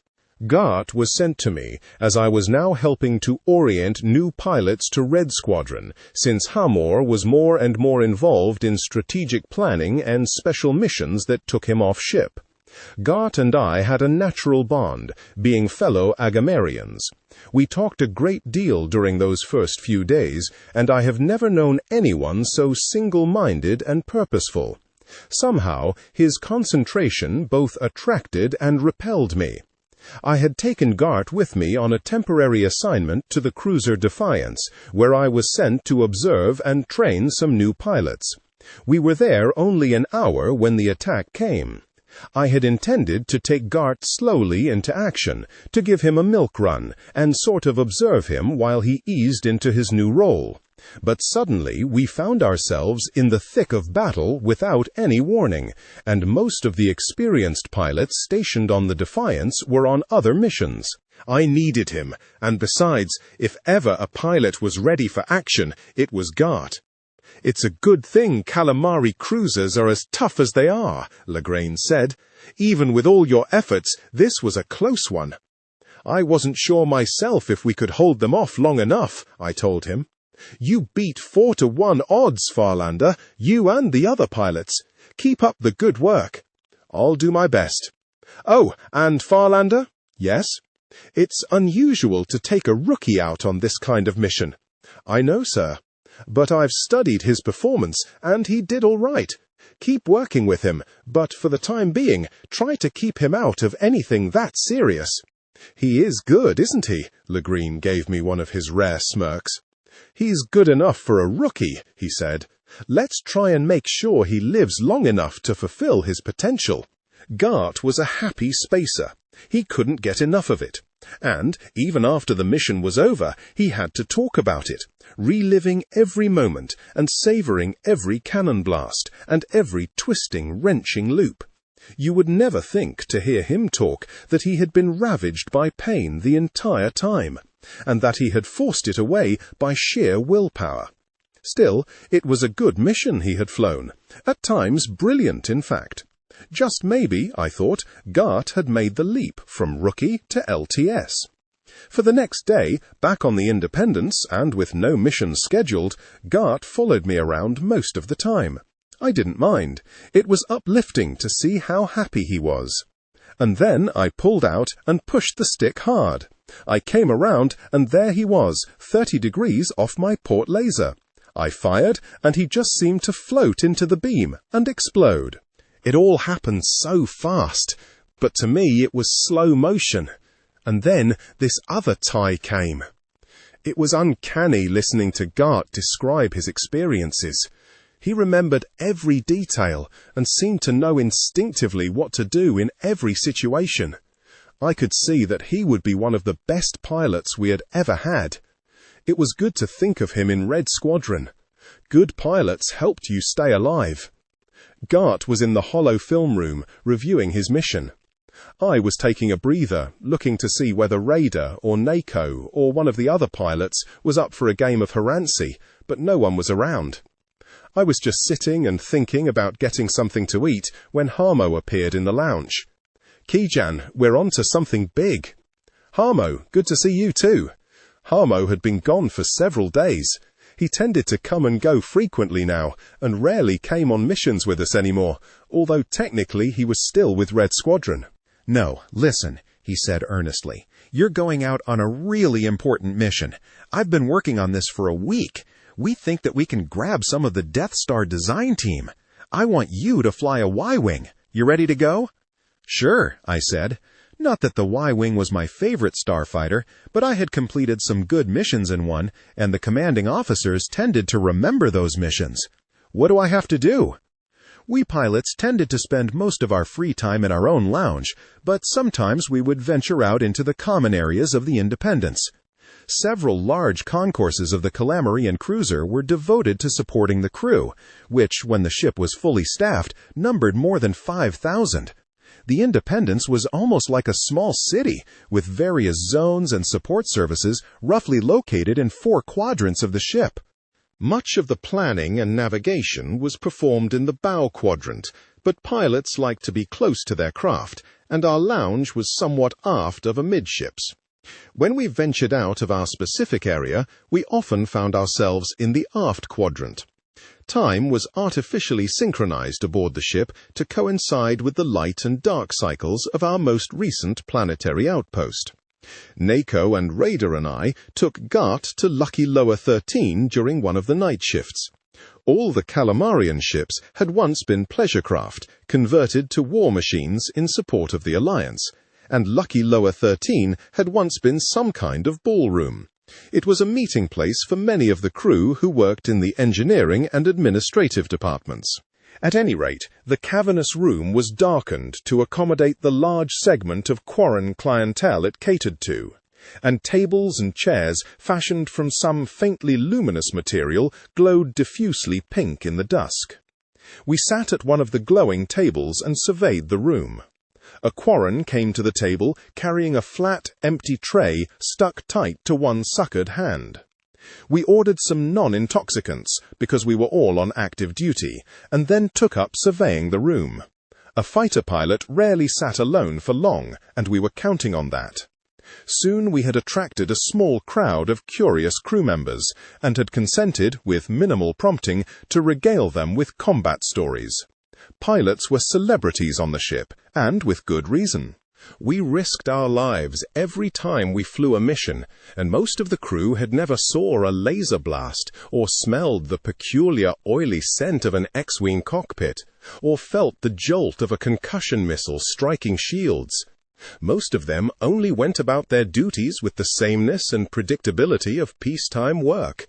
We were objects of admiration, curiosity, and wonder, which was why we often kept to ourselves. But tonight we wanted Gart to enjoy the attention he deserved for having become a pilot. We wanted to see him grow up a little, have some fun, loosen up.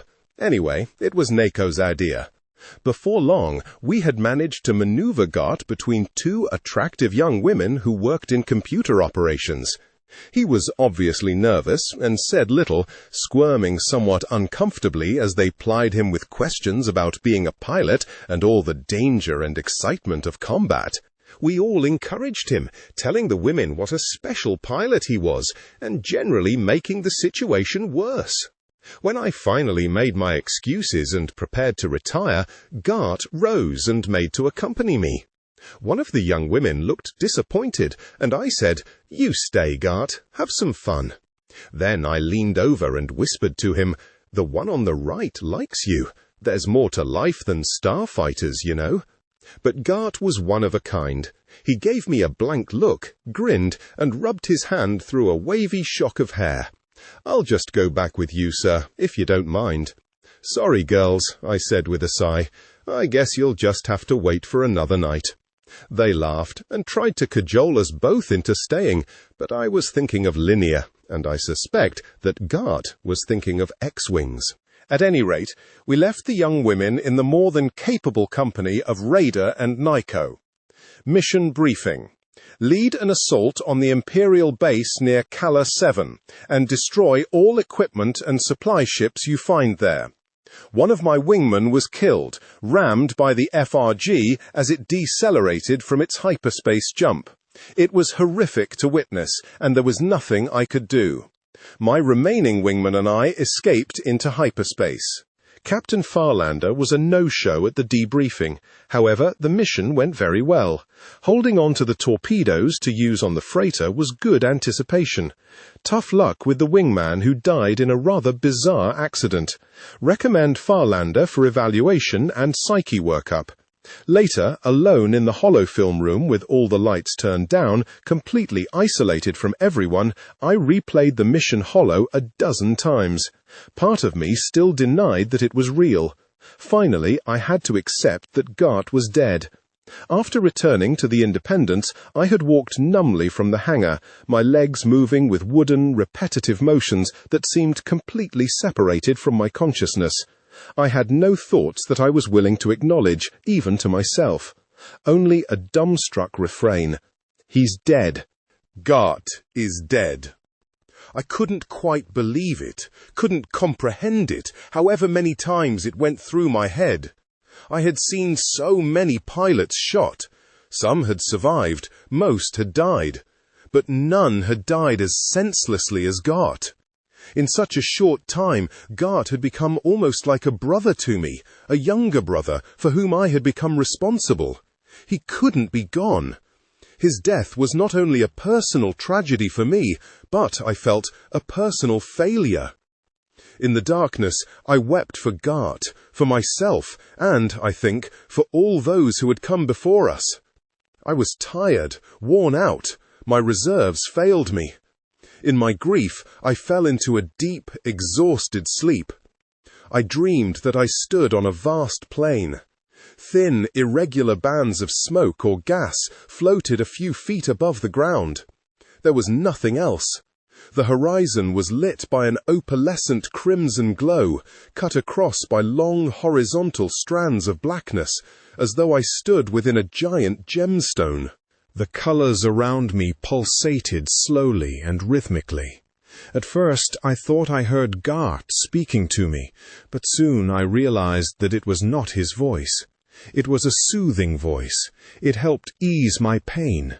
It instructed me to seize control of my life, to use my power to help others. The voice told me how easy it was to achieve power.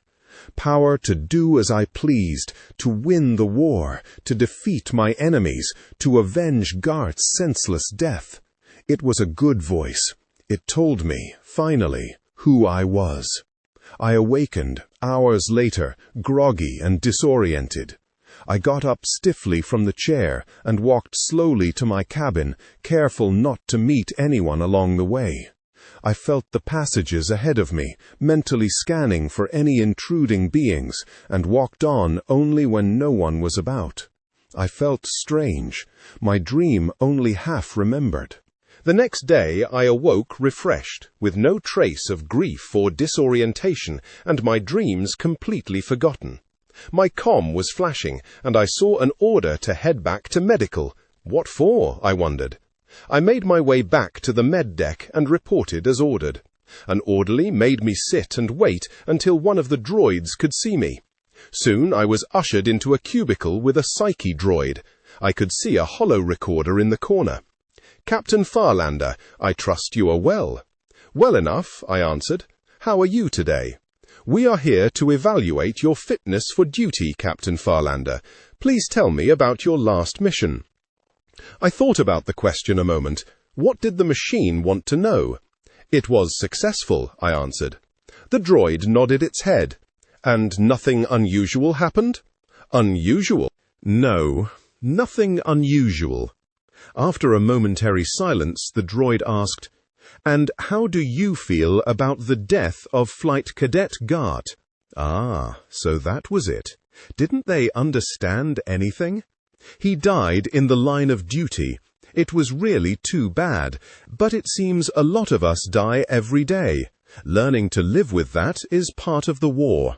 The machine nodded again and seemed to consult something inside itself, because the silence lasted several long seconds. Finally it said, "Thank you, Captain. You may go now." "That's all?" I asked. "You may go now," the droid repeated. I left the med deck and headed for the ready room. Raider was already there, sitting with a couple of the newer pilots. Ominore was there, freshly out of the tank and looking none the worse. So was Captain Marsken of Blue Squadron. As I walked into the room, their conversation halted abruptly. "That's all?" I asked. "You may go now," the droid repeated. I left the med deck and headed for the ready room. Raider was already there, sitting with a couple of the newer pilots. Ominore was there, freshly out of the tank and looking none the worse. So was Captain Marsken of Blue Squadron. As I walked into the room, their conversation halted abruptly. Raider looked up and said, "Damn shame about Gart." The others nodded sympathetically in agreement. "Yeah, well, he probably shouldn't have been out there anyway," I said, helping myself to a strong cup of red Calamarian sea tea. "But you know very well he was." "Only the strong will survive, Raider. You know that. Maybe Gart never belonged out there. That's all there is to it." Raider sort of froze, his mouth half open. He stared a moment, then turned to Marsken and asked, "So, how's morale over at Blue Squadron?" I drank my tea in silence. Even Raider didn't understand. I got up and left them with a perfunctory, "See you later." I walked over to Ops and found Sman. He was busy looking over some reports on the holo, but quickly closed the files as I barged in on him. "Commander." "Ah, Captain Farlander." Sman was all smiles. "What can I do for you?" "I want to go out today. I'm looking for an assignment." The commander gave me an expression practically identical to Raider's.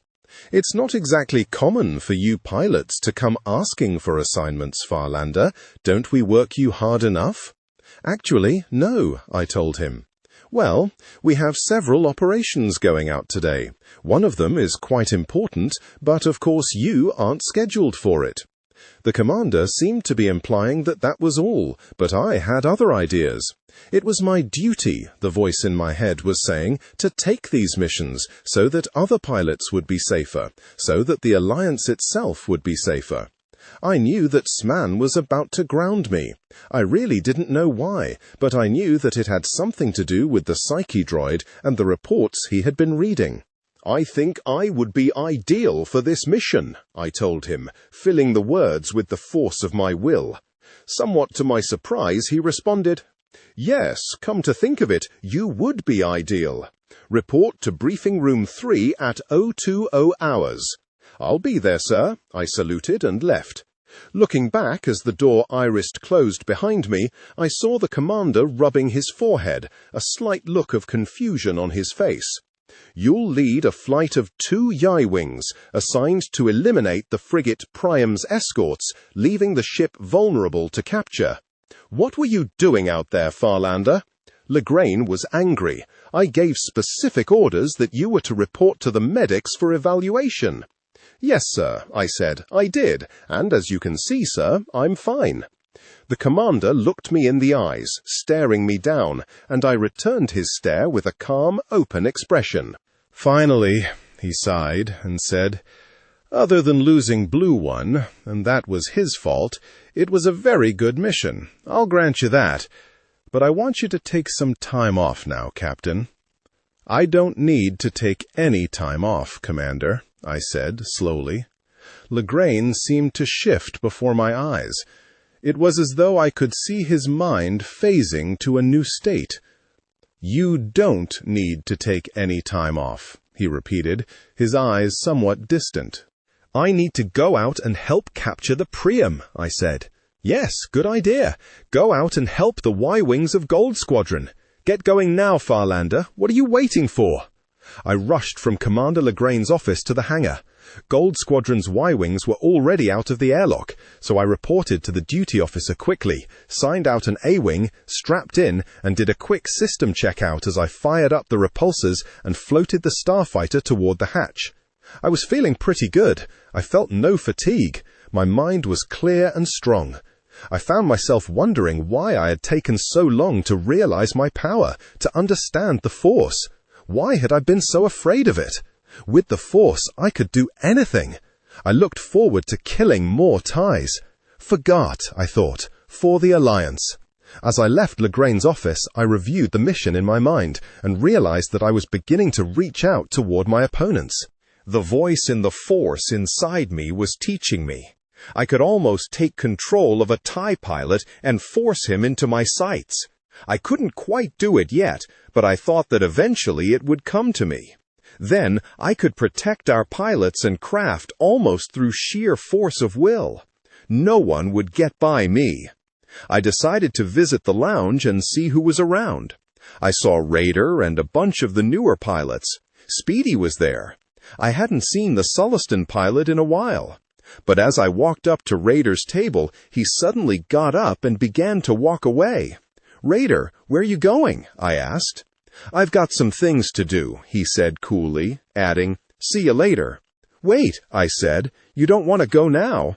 I didn't want Raider to leave, so I decided to make him stay. He hesitated, just a moment, and then said, "See you later, Farlander," and turned away. I felt an intense frustration surge up in me and unleashed a mind blast at him. I didn't even know that I was doing it. Raider staggered a moment and then straightened himself and looked me in the eye. It was the old Raider, the one I had first met. Dangerous. "Leave me alone, Farlander. I don't know what you're up to, but I don't want anything to do with it." Then he left. Confused, I walked over to the bar and grabbed a drink at random. I don't really think that I was fully conscious of my actions. Then I sat at the table with Speedy and the new pilots. "What's gotten into him?" I asked, laughing. "Must have eaten some bad pork or something." The other pilots laughed, but Speedy said, "He was just fine until you got here, Captain."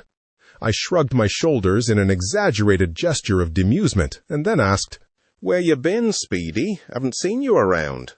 "Oh, they took me for special training because I'm Sullustan," he said proudly. "They want me to work in reconnaissance because of my navigational skills, I guess." "Great," I said. "Maybe you won't get shot at so much." The Sullustan blinked a couple of times, his dark, oversized eyes reflecting an inverted fisheye view of the lounge behind me. I found myself thinking, quite incongruously, how a Sullustan could be used as a mirror to watch your back while you talk to him. I turned my attention to the other pilots. I already knew a few of them. There were a couple of new ones as well. They all watched me with something akin to awe. I had a pretty good reputation, and newer pilots often seemed to treat me with some deference. In the past I had always been embarrassed by their admiration, but now I saw it as only appropriate. I smiled. You know, our mission is blessed by the Force itself, I told them. We oppose a great evil. Anyone can join in the power. They all looked at me with wonder. I could see that they were captivated by what I was saying, and the effect was intoxicating. Only one of them seemed to have a questioning look. It was Kazal Marsken, younger brother of Captain Marsken from Blue Squadron. What are you talking about, sir? The Force is the ultimate power. With it, you can destroy your enemies. Just open yourself to it, let it guide you, and you'll be unbeatable. Is that your secret, sir? Asked Marsken. I mean, it's well known that you've never lost a ship or failed a mission. Yes, the Force is the secret. Let it guide you. Listen for the voice inside that tells you about the power. It's all there. You don't really have to do anything but pay attention. I stayed with the pilots, talking, and at the same time formulating a new idea. What if the Alliance had an entire squadron of pilots guided by the Force? How could the Empire oppose them? We would be unstoppable. I could see the pilots listening to me, believing in me, and in their own potential. It felt good. A few days later, we received word that 2 of our corvettes had been captured. I was asked to head a team of X-Wings to support a recapture and rescue mission. I chose the younger Marskan and another of my followers, Herodi. Provide escort for the Y-Wings attempting to recover the corvettes Ether I and Ether II. Both my wingmen had fallen victim to enemy fire, but the Y-Wings were doing their job, having disabled both corvettes right after they were repaired. That was a little more resistance than we expected over a couple of corvettes, said Legrain, when I finally reported for debriefing, after a couple of hours of recuperation on the med deck. And apparently there was some kind of communications problem getting you the mission complete signal. Just happy to among the living, sir, I replied. Not everyone who went out was so lucky. Your superior dogfighting skills saved you, said Legrain. If the battle had still been raging when your ship blew, I don't know if we'd been able to pull off the rescue. Marskan was in my face the minute I came out of debriefing. He shoved me up against the wall, one hand at my throat, the other cocked to strike. You killed my brother, he said, his voice tight and strained. Get your hand off me, Marskan, I told him. I grabbed the hand at my throat and bent it slowly backward, my eyes boring into his. Still poised to strike, his right hand remained frozen. It was a test of wills, and I could hear the voice and feel the strength of the Force inside me. In silence our minds locked, until finally he let go and stepped unsteadily backward. I reached out with my mind and closed down his windpipe, watching as he clutched desperately at his throat. I released Marsken, realizing in that instant that I could kill him with a thought. It frightened me, appalled me. I shut down the voice, the Force, the power, and backed away. But Marsken was looking at me as though I had just grown horns and was breathing fire. He backed away and ran down the corridor, his footsteps echoing against the walls, receding into the distance. I watched him go and felt numb and afraid. I made my way slowly toward the lounge. As I walked, I felt the voice return, and my fear and confusion were wiped away. I had lost 2 of my young pilots, but there were still more. Marsken's brother and Herodi had obviously been unworthy of the Force, and Captain Marsken himself would eventually come to realize it. I would have to work harder with the other pilots. But even as I walked and planned, I felt something tugging at me, nagging from somewhere deep and still, calling as though from a great distance. It caused my head to ache, and I tried to shut it out. As I approached the ready room, I spotted Marsgan with Raider and Speedy. They eyed me suspiciously as I walked by. I could feel a tingling sensation on my skin, at the back of my head, and strangely in the palms of my hands. But I continued without hesitation, walking slowly and deliberately into the lounge, where I found several young pilots eager to hear what I had to say. Later the same day, the word came down that we were to be on active alert indefinitely. The Imperial Death Star was believed to be operational, and we were at condition yellow. I was assigned guard duty to protect one of our main weapons storage compounds. Hamo was waiting for me in the hangar as I climbed down the ladder from my A-wing. He looked impatient, so I took my time, stowing my helmet and checking the controls. Let him wait. "Keyan," he called at last, seeing that I wasn't coming over to see him. "Oh, hello, Hamo," I called back. "What's going on?" He crossed the distance between us and stood near the nose of the A-wing I had just flown. "That's what I was going to ask you," he said. "Are you all right?" "Sure, I'm fine. Had a little trouble out there, lots of bombers, but we got 'em." Hamo was studying at me with one of those looks I had been getting a lot lately. Heavy scrutiny. Trying to see inside me. I smiled. I was just about to say something clever to get him off my back when a terrible, emptying, sucking, draining flash of energy coursed through me. It made me stagger and clutch the battle-scarred hull of the A-wing. Slowly, I lowered myself to the ground and sat there holding my head. To describe the feelings I was experiencing may be something that words cannot accomplish. It was as though your best friend had just disappeared from your life, suddenly and without warning. It was like that, multiplied several million times. I felt nauseated, and for a moment I forgot where I was. To compound the disorientation I felt, an unholy glee superimposed itself on my mind. Whatever I was feeling, it frightened and repelled me.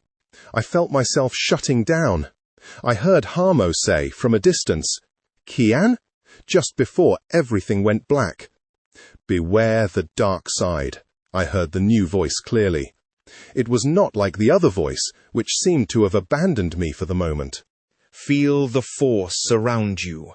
Use the Force for knowledge and defense, never for attack. Free yourself before it is too late. I could not have been unconscious for more than a few seconds, but looking back, I think those few seconds might have saved me. When I came to, Hamo was kneeling by my side, calling my name and checking the pulse in my neck. When he saw my eyes open, he said, "Are you all right? What happened?" "Something terrible." As I spoke, the words caught in my throat. "Something big, and terrible. Tell me, what is it?" "I don't know, Hamo. I don't know." Hamo helped me up after a few minutes, and we began to walk out of the hangar. He had to hold me up at first, but soon I got my legs under me again and walked without his help. I felt no voice, no power.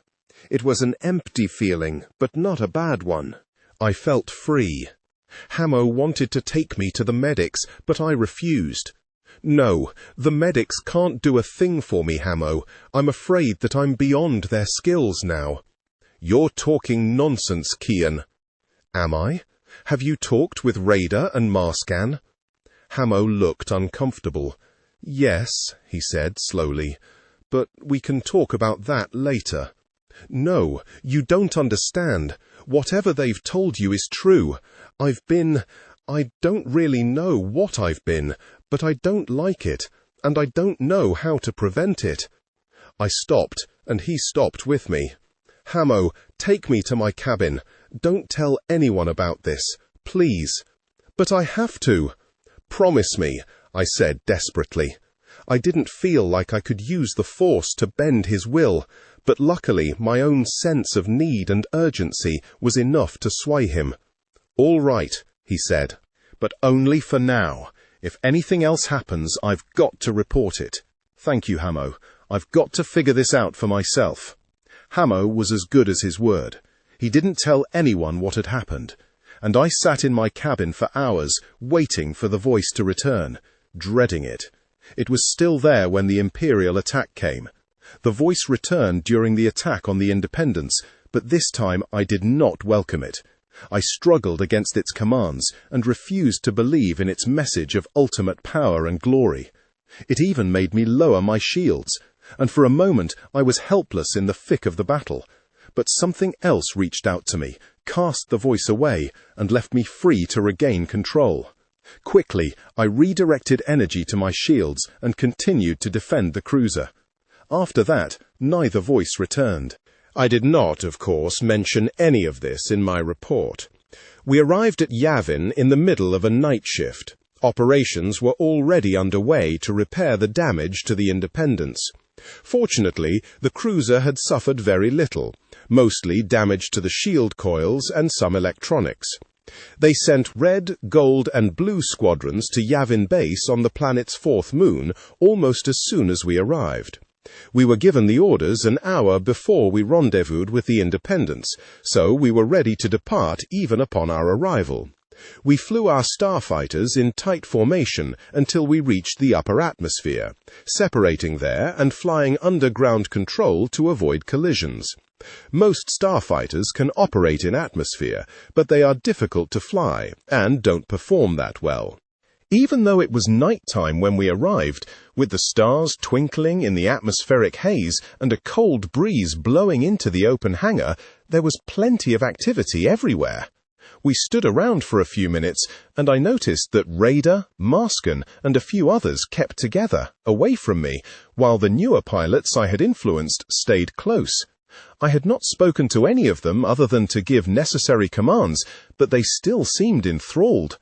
How was I going to tell them the truth? Maybe it would be easier if I even knew the truth myself. Biggs was already on Yavin with a few more pilots. Red Squadron got several transfers, including Biggs, Wedge Antilles, Jack Porkins, and a few other veterans. Gold and Blue also gained personnel as the High Command gathered its resources in preparation to meet the Death Star. There was a sense of doom over the entire base, although everyone was working hard and no one said anything. We were given quarters deep inside the base itself and told to get some rest. High Command expected the Imperial attack within the next day or so. None of us rested, though. We were all too nervous, and each of us found a different way to relieve the stress. I was feeling isolated and alone. Now that the voices had left me, I realized the damage I had done, and I couldn't face anyone. I kept to myself, wandering the hangars aimlessly, staying away from the other pilots. So I was there when the light freighter flew recklessly into the main hangar. The pilot was either crazy or very good, or both. I waited around to see who came out. The base commander showed up just as a strange crew of humans and droids, with one huge creature I recognized as a Wookiee, emerged. A small shuttle vehicle arrived, and the three humans piled onto it. The Wookiee fussed around the ship, and the droids, a beat-up R2 and a nervous protocol droid, were led off by some operations personnel. One of the passengers, a young woman, jumped off the shuttle and ran to greet the base commander. I overheard him say something about Alderaan and fearing the worst. They hurried off, leaving the other two humans to fend for themselves. One of them was a Corellian by his outfit. The other was a young man of indeterminate origin. By his clothing, I guessed that he was from an outlying world where dress standards were not too rigorous. He was blonde, medium-built, and very young. About my age, I guessed, but not battle-hardened. I could see that. The Corellian, on the other hand, seemed to know his way around and watched everything with wary eyes. I guessed that he was the reckless pilot of the light freighter. The young man headed over to examine an X-wing nearby. He seemed fascinated, and again I saw parallels with myself from what seemed like lifetimes ago. Still feeling isolated from my friends, I decided to approach this boy and see whether I could be of any help. "Hi," I said, holding out my hand. "I'm Keyan." He was down on one knee, studying one of the laser cannon heat deflectors. He straightened and turned in one motion. Smiling, he took my hand. "I'm Luke," he said. As I touched his hand, I had the distinct impression of another energy, a very strong energy, inside him or around him. I think that he too felt something, because he gave me a strange, puzzled look. I probably looked equally puzzled. "Are you really a pilot?" he asked. After a moment, the puzzled look replaced by a guileless expression of wonder. "Sure," I answered. "I've flown a few missions." "Wow, I'd like to fly an X-Wing. I'm sure I could do it. I used to hunt womp rats in Beggar's Canyon back home, in a T-16 Skyhopper. They tell me the controls are almost the same." "I used to fly a T-16, I said. "I modified the fusion activators to push the acceleration and also the thruster jets to get more speed." "I hadn't thought of that," he replied with understanding. "I set my ion afterburners just to the point of overload.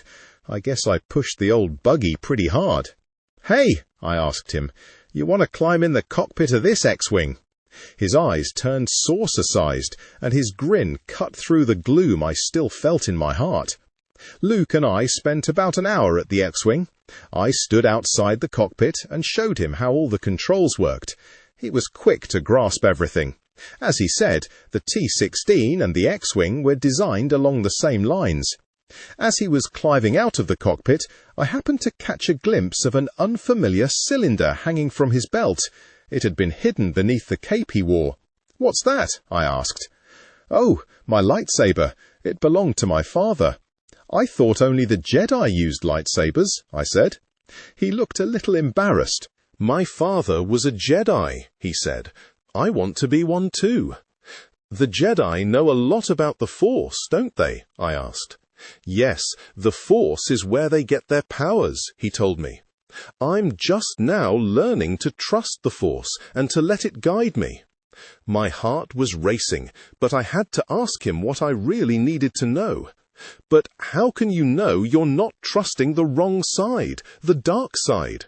He looked at me in surprise. "You know about the dark side?"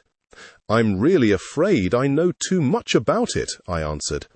I desperately needed to talk to someone, to find a way to fight the voice, to find my way to the light. And there was something about Luke, an innocence, yes, and a sense of power waiting to be released. No one else I had ever met, other than possibly Mon Mothma, would understand what I had been through. But somehow I thought that maybe, just maybe, Luke would be able to. I opened up to Luke, told him what I had done. I could see that my story affected him. He asked some questions and thought seriously about what I told him. Finally, he said, "I wish that old Ben were here, Ben Kenobi, Obi-Wan. He was my teacher, a great Jedi Master, but he's dead. Darth Vader killed him." And suddenly I could feel his sense of loss as though it were my own. "I saw it happen," he added. "I wish I had a teacher," I said. "You know, sometimes I think Obi-Wan is still around. I hear his voice, inside my head. You know? I've heard voices too. They scare me. Ben taught me a little before he died. He said that a Jedi never uses the power of the Force for revenge or personal gain. It's supposed to be used to defend, to help others, to learn your own heart.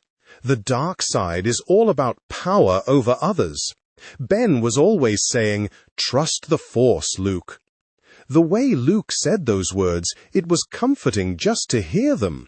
Although I wasn't sure that I could trust the Force, I trusted Luke. I saw no deceit or hypocrisy in him. 'Come on,' I said on an impulse. 'You want to fly an X-Wing?' 'You bet,' he answered without hesitation. 'We're about to fight a battle we probably can't win. The Emperor's gigantic space station, the Death Star, is coming to destroy the Alliance,' I told him. 'But I'd like you and your Ben Kenobi on our side.' 'The Death Star?' Luke looked surprised. 'Yes, supposedly it's going to come after us. I just came from the Death Star. Han and I and Chewbacca, that's the Wookiee, we just rescued Princess Leia from there. She had important information for the Alliance about a flaw in the station's design.' 'You just came from the Death Star?' I asked incredulously. 'It's true.'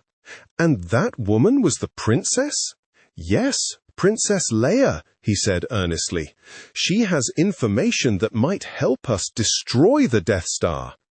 Luke was completely sincere, and perhaps even more incredibly, I found that I had no trouble believing him. In what I'm sure was record-breaking time, Luke became a part of Red Squadron. We needed anyone willing to man a starfighter, and he showed a remarkable aptitude on the hastily arranged tests.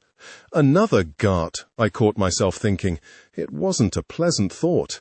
Then the Death Star was detected, and Yavin Base went into high gear. The station had come out of hyperspace on the opposite side of Yavin from our moon, and for the moment we were shielded by the planet itself. But that situation wouldn't last long. We were called into the briefing room. They hadn't yet found a way to destroy the Death Star, but they were still analyzing the data, and we weren't going to sit here helplessly, waiting for the imminent attack. Our mission would be to destroy their communications satellite and disrupt operations. Any delay, we were told, even an hour, might spell the difference between the total destruction of the Alliance and the biggest defeat the Empire had ever known. Begin Death Star assault. Use your X-Wing to destroy the ComSat that is coordinating the defenses of the Death Star. Also, destroy as many ships as possible. You will be in the number 2 spot of a 3-ship group of X-Wings. 2 A-Wings will escort you into the target area. The ComSat is approximately 12 clicks away. To reach it, you have to run a gauntlet of TIE fighters, bombers, and interceptors, as well as assault gunboats. In addition, 2 corvettes and a frigate are in the immediate vicinity of the satellite. The Death Star itself is some distance away. Good job, Farlander. Very good. I've been worried about you lately, but you handled yourself well. Better get going, though. They're going to need you again right away. Yes, sir. By the way, sir, did you get any data on the new TIE fighters? We're analyzing them now from the recorders. They're definitely an advanced design. We're calling them TIE Advanced for now. Yes, sir, I said. And, sir? What is it? I'm sorry, sir. Sorry for what, Captain? I'm just sorry, sir, for a lot of things. But I am definitely ready for this battle. You'd better be, Farlander. When I came out of debriefing, I looked around for Luke, but couldn't find him. I had to hurry anyway. Another mission was already getting started. I had missed the formal briefing, but I picked up the basics from Hamo, who was flying again in another group. The engineers have decided that a single fighter can destroy this thing, he said, which sounds like a crock to me, but we're out of good options. A single fighter? How can that be possible? I asked. Beats me.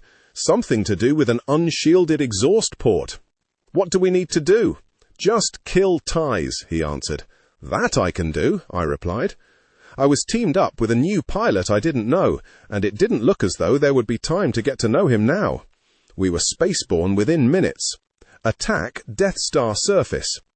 In preparation for a trench run, you must clear the Death Star surface defenses surrounding a nav buoy. The final assault was about to begin, but I had some business to take care of first. Friends, I have to tell you something, I said. I made a mistake. They all stood there in a semicircle around me, the pilots who thought of me as their leader. The Force isn't as I described. You've got to understand this. It's not about power. It's about knowledge. It's not about controlling. It's about trusting. But we saw you, one of them began. What you saw was foolishness, I told them. You saw me endangering you all. You heard the voice of the dark side speaking through me. They looked uncomfortable, as if they didn't believe me. I knew I had to persuade them. Please, you mustn't trust anything I've told you about the Force. Trust your own instincts. Everything I said was horribly wrong. By the time I finished, I was practically screaming at them. Couldn't they get it through their heads? I left them standing there. I could think of nothing else to say. As I whirled around to get away, I spotted Raider. He was watching from a distance, but he said nothing to me, just turned and went about his business. I hurried to my assignment. I was to fly a Y-Wing, temporarily assigned to Gold Squadron. I wasn't happy about the reassignment, but it wasn't up to me. We were to launch the final attack on the Death Star in 5 minutes. I spotted Luke talking to the Corellian he called Han. Then the princess came up and talked to Luke and kissed him on the cheek. I thought of Linnea. Where was she right now? I had heard that Mon Mothma was somewhere at the base. There was no time left. I closed the hatch and fired up the repulsor lifts to guide the craft out of the hangar. This was a do-or-die mission, and we all knew that, for most of us, it was time to die. Complete the final assault on the Death Star by attacking the exhaust port at the end of the trench. This is it. Our best hope is for a single starfighter to slip through the Death Star's remaining defenses to attack its weak spot. Skywalker's after-action report. The trench was full of obstacles and gun emplacements, and I tried to evade them as best I could. I kept up a constant transfer of laser power to my shields as I closed on the exhaust port. I switched to torpedoes, and when the port came into view, I steered directly for it. I launched my torpedoes at point-blank range and scored a direct hit. I immediately pulled up and away, retreating to a safe distance before pausing to relish the explosive finale of the rebellion's greatest victory. The battle was furious and deadly. Every ship in my Y-Wing group was destroyed except for mine. I could do little, though, except clear away some ties and give Gold Squadron a chance at the exhaust port. I was too far away to help when the new ties came up behind and destroyed the 3 Y-Wings in the trench. I wanted to swing around for a shot, but by that time I was being attacked from all sides, and my own shields were failing. I heard the chatter from Red Squadron and recognized Luke's voice as well as that of Biggs and Wedge. I heard it when Porkins bought it, and then Red Squadron launched an attack on the trench, but missed. I was trying to stay out of the way of the ties and get into position to do some good, but the Y-Wing was just too slow. If only I had an A-Wing. Then I heard Luke, Biggs and Wedge head in for their attack run. I missed some of the chatter because I found myself too close to the Death Star's surface guns and had to dodge a crossfire. Then I heard Wedge bail, too damaged to continue. Shortly afterward, Biggs novaed. There was a lot of static, but I thought that I heard Ground Base asking Luke why he had turned off his targeting computer. I had finally shaken the TIE fighters and was turning my Y-Wing back toward the trench. I couldn't see Luke, but I did see the Corellian freighter, the Millennium Falcon, fly into view above the Death Star, firing down into the trench. There were 2 explosions, and an odd-looking TIE fighter went careening out of control and off into space. Over the comm line, I clearly heard Han say, "You're all clear, kid. Now let's blow this thing and go home." Only moments later, I was able to join formation with Luke, Wedge, and the Falcon as we headed away from the Death Star. Luke's shot had gone straight down the port, and I swiveled my head for a better look at the doomed station as we pulled clear. Ahead of us, no longer eclipsed from our view by Yavin, was the moon that served as the rebel base. I put rear shields full on and transferred maximum energy to my engines to keep up with the other ships. When the Death Star blew, she didn't just explode, she was obliterated. We were barely past the main force of the blast. My poor Y-Wing bucked and twisted, but the shields held, and I was able to keep control. Over the comm, Han was whooping. "Great shot, kid! That was 1 in a million!" he yelled. Later, I stood among the troops as the heroes took the stage and received their award. I had previously been promoted to commander, and after hearing their story, I felt proud to have helped Luke, Han, Chewbacca, Leia, and even the 2 droids, R2-D2 and C-3PO, in any small way. I felt little of the joy all around me, though. I don't know where or how, but Hamo had been killed. I couldn't accept that he was lost, but there was no sign of him. No one had seen him shot, but he was gone. So were Biggs and Porkins and so many others. The Death Star was destroyed, and the Empire routed, for now. But the fight would go on. I knew that I had much to make up for. Marsken still hated me, and for good reason. Raider still wouldn't talk to me, and many young pilots had died because I had made them feel invincible. I doubted that I would ever be able to atone for my mistakes. At least Linnea didn't hate me. Now that the immediate threat was over, she had promised to spend more time with me. So I had hope. And I had a mission. Like Luke, I hoped to one day learn to master the Jedi way, and once and for all banish the taint of the dark